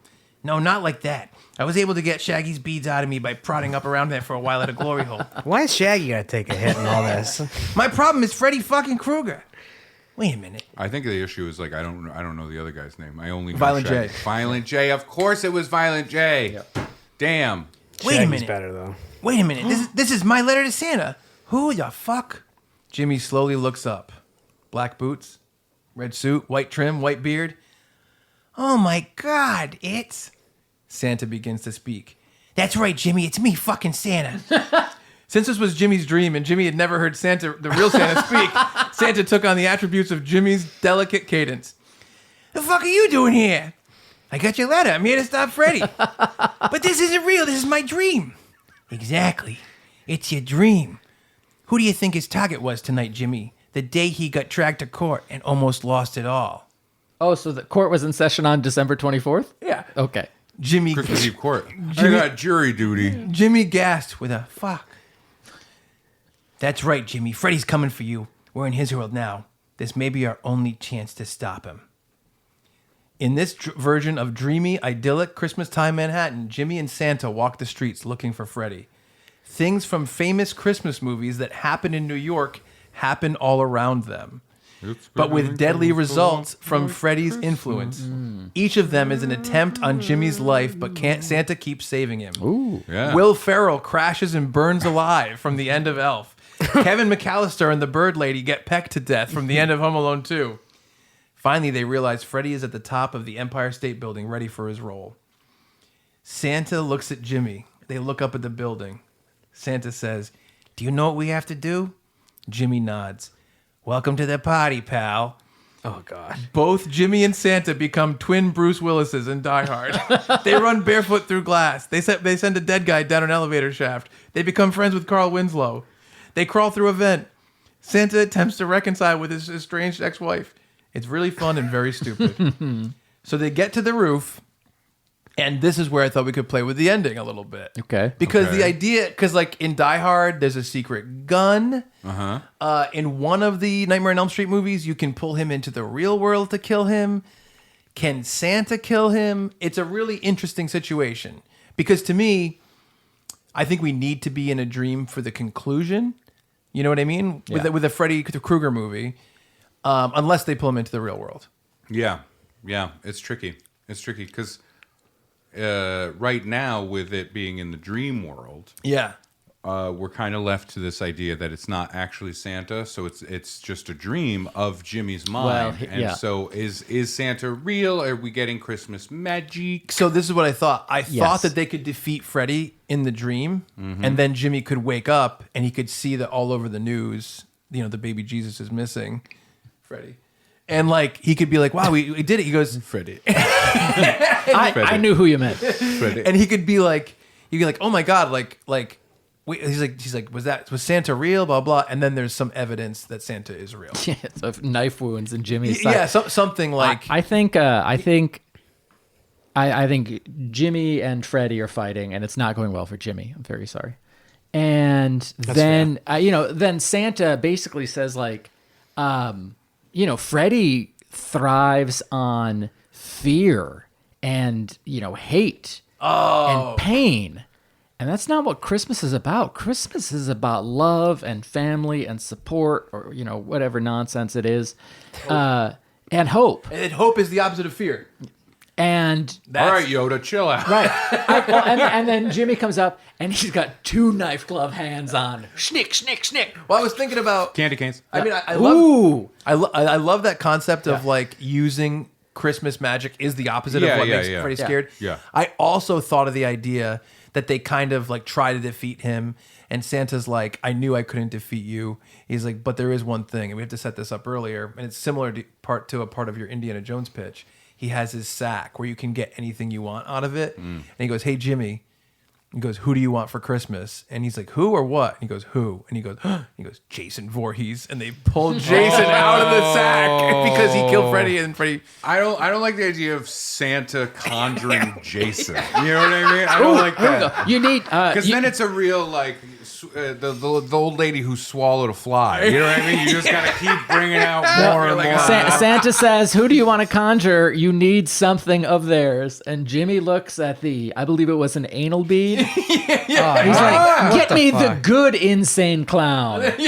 yeah. I do feel like pulling him into the real world is sort of canonically the way you deal with Freddy. You stuff Freddy into Santa's sack, that brings him into the real world where he can then be destroyed. Freddy, and then Jimmy wakes up in the post office and hears the red mailbox shaking and quaking, and Freddy bursts out of there, and Jimmy has to fight him in the real world in the post office. That's pretty good. I like that idea, the sack thing. So what if they set up earlier that you can reach into the sack and pull out anything you want, and then when they're about to get, let's say that they're cornered, Freddy's about to kill them, and Jimmy goes like, "Hey Santa," he's like, "Where are we pulling these toys from?" He goes, "From my workshop." And then they trick him, and he goes into the workshop, and they go into the sack, and they have to fight him in the real world in the workshop. I feel like we're leaning on the idea of belief giving power, right? I can't believe I'm in a serious place with this.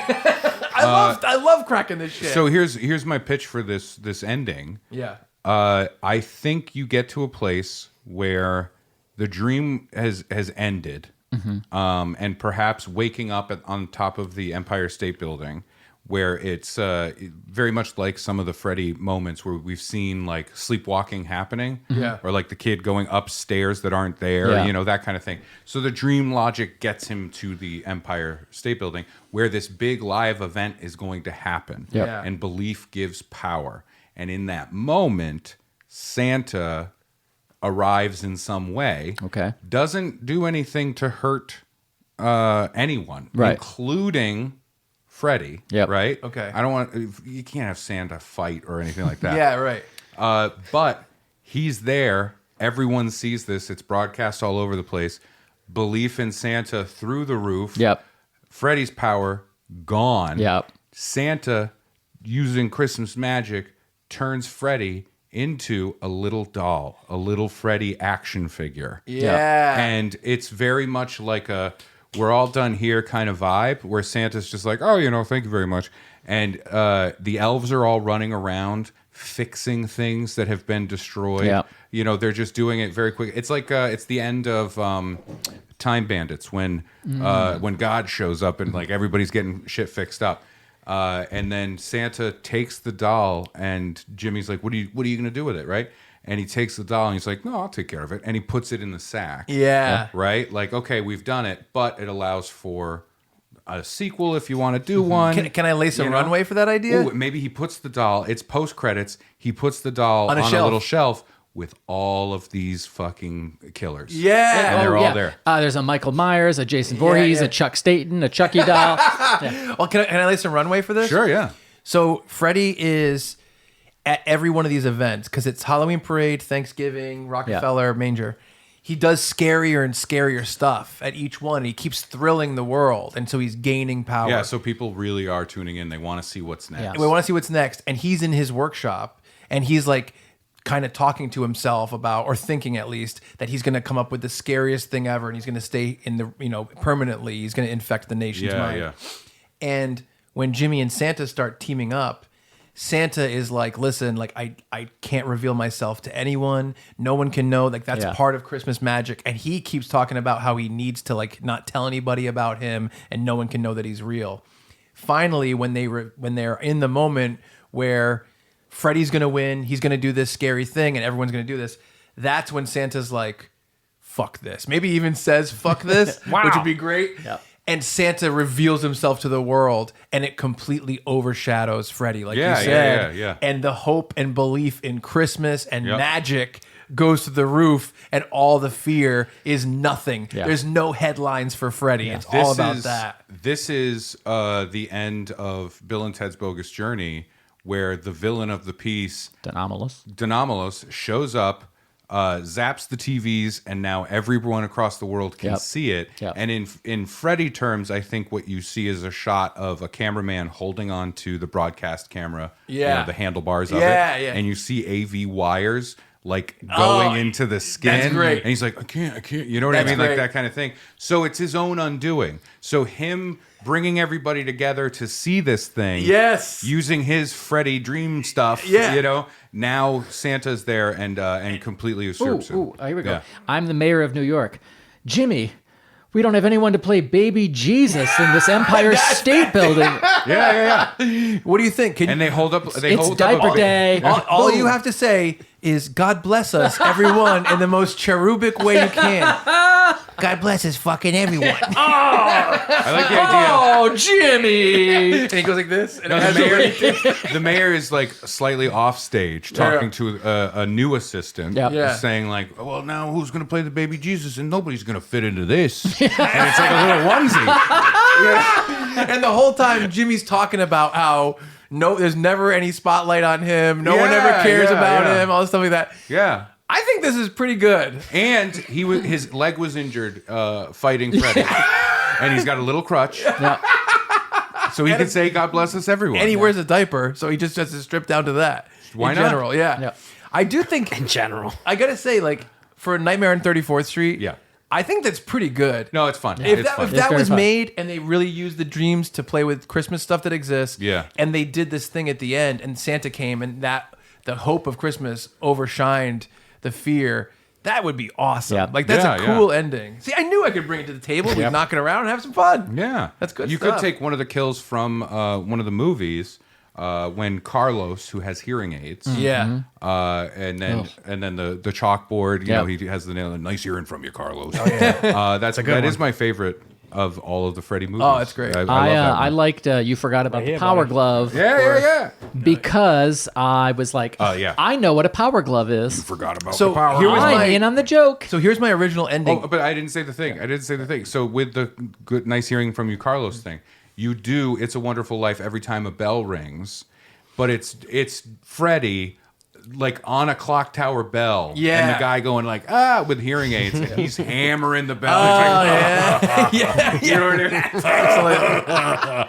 So my original conclusion, and I only scrapped this because I did my Jackass pitch a couple years ago, and the conclusion was the Home Alone house. Yeah. My conclusion was that Santa and Jimmy go to Freddy's house to try to stop him in the dream, and they walk in the front door and they're Harry and Marv, Santa and Jimmy, and Yeah, Freddy yeah. Krueger is little Yeah. Freddie McAllister, Yeah. which is really like a very fun world Oh, to live in. sure. And they go through all the Little- traps, but it fucks them up and stuff. Little Freddy going, "You guys give up, or you're thirsty for more, bitch." Imagine that. Yeah. I did. I just imagined it. Yeah.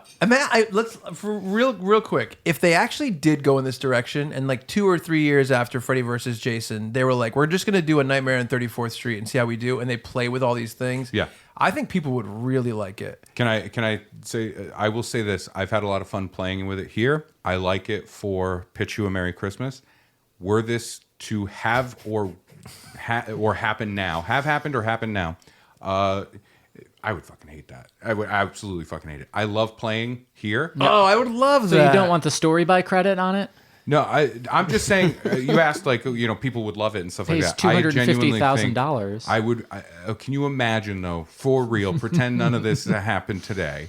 You're at home and you watch a YouTube trailer. Oh God, I'd be so psyched. I know you would be. Yeah. You would be psyched for that. I think I would be like, this is another example of how the machine is broken. I think I'm getting an all caps text from Chuck Yeah. immediately. Did you watch it? Did you see it?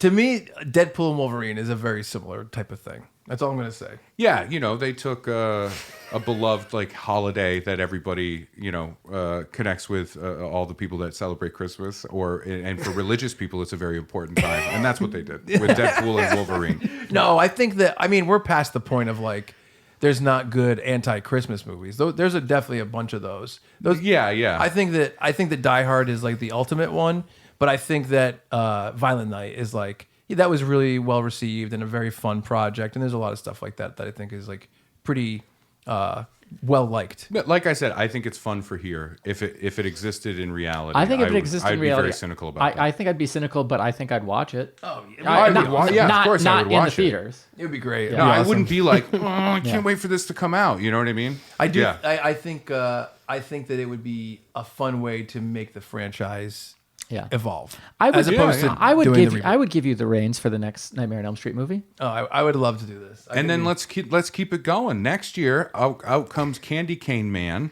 and we do it that way. Candy Man. Oh yeah. Okay. Yeah. Tony Todd, rest in peace. I like that. That stumped you for a second. I was like, oh, Candy Cane Man. I think it's funny too. Michael Caine? My other Cain thing and too is Abel? I was like, if we're gonna do multiple, how many movies we want to pull in so we can leave room for the future? You know what I mean? Yeah. You got to leave some stuff on the table. Yep. Yeah. So that's Leave my them pitch. wanting more. Great And pitch. Yeah. I was really like, it's a lot of fun. I was really like struggling, just in terms of like I came up with these like 3 ideas, and I'm like, these are pretty good, but they're not. I was really happy with my New Metal Christmas. I was really happy with Jackass, and I was like, these aren't quite as like they don't have such a hook.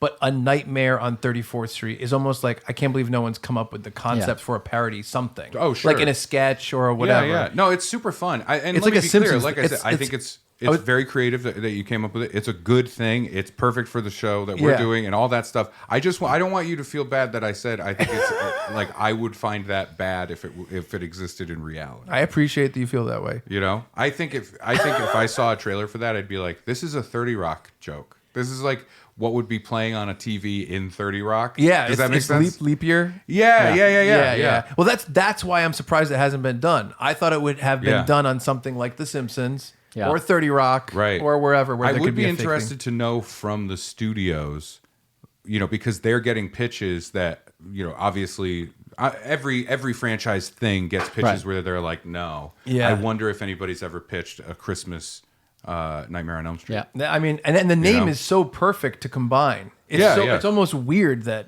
it's not like a thing that has happened. But I think Miracle on 34th Street is not just a contemporary project, I guess. Yeah. You know, so people don't associate it. I'll say, as that comes out, I am going to do a faith-based movie called Miracle on Elm Street. Yeah. It's going to be Kirk Cameron. heavily pro-life. I'm not going to tell you what the miracle is. Heavily. Very, very Yes. Kirk Cameron. Poorly acted. Yeah. Questionably Like written. baby Jesus is in the manger and Kirk Cameron as Joseph like looks right down the barrel of the camera and goes, good thing we didn't abort him. Yeah. That's it. And there's an audience. it's Jimmy for the- too. Yes, also. Yes. And then someone goes, "Is it?"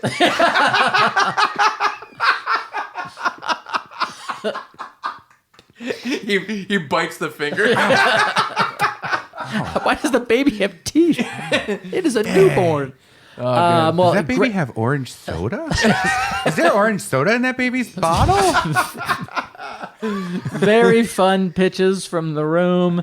Very great having Michelle here for moral support. We appreciate it. Thank you for listening to our silly bullshit. Yes. We really appreciate it. And hey, yes, to you as well. yes, absolutely. To viewer listeners all around the internet world. Yeah, and Jimmy, thanks for coming in, buddy. Oh, Yeah, my yeah, pleasure. we'd love I've to wanted have to you go for a here. long time. It was my pleasure. A lot it of was great. fun. Folks out there, if you have questions, comments, concerns, or otherwise, send us an email, funbearablepod@gmail.com, or find us on socials @funbearablepod. Tell us how much you love our pitches. Don't give us negative feedback. We can't handle it. I'll take all the negative feedback because mine should not exist. I'm happy to say, take it behind a shed and shoot. Yours should exist as an SNL sketch. Yeah. Oh, sure. Yeah. As a promo. Yeah. Well, here's the problem. Some of the people on SNL would be on the show. But yeah, we're always happy to hear from you. Hope your holiday season is going well. And we look forward to spending much more time with you in the coming months and days and years and Oh, it weeks. sounded so genuine, Brad. Yeah, I know. I was messing up. And we're not sure when, but we're going to repost that Chuck and Brad's podcast, North Pole podcast party that we Yes. filmed a few years ago live. Yeah. And then next, pretty soon, is our official Christmas episode, which I'm very excited to film. Yeah, it's going to be great. Thank you, Jimmy, for being here. For Ray Harrington and Chuck Staten, I'm Brad Rohr saying thank you so much, and we're sorry for being Funbearable. It was kind of fun to like visit a new spot in the podcast and sit over here this time. Yeah, I suggested he sit there because you're little, he's pretty big. And the camera. And the it's camera. not a good vibe. One time, even me and I was sitting further back from Ray, and there were some memes. Have you seen Elf? It's how they did it. forced- That's the camera trickery. Yeah. You know, I'm Gandalf coming into this hobbit hole. You know what I mean? And it's a lot We're, like we're that. like, oh, what if Jimmy dresses like a parrot? Everyone's going to be like, ugh, okay, Ray's a pirate. Yeah, Jimmy's yeah, on his shoulder. You Yeah. get it. It's a whole thing. Is this the what do you call it? A button? The thing you guys do? We're, Yeah, we're, you gotta we're, find a button. we're You're the looking guest. for a You gotta button. come Yeah, up with a button. that's for you. Yeah, it's all on you. Come on, come up with a huge, And big huge pop, punchline. big pop, big big laugh, pop. big laugh. It's got, and it should kind of encapsulate and wrap up everything. Yeah, just think of all the pitches, try to bring them into one sentence. A lot of puns. Jesus. Our what listeners the fuck? count on this.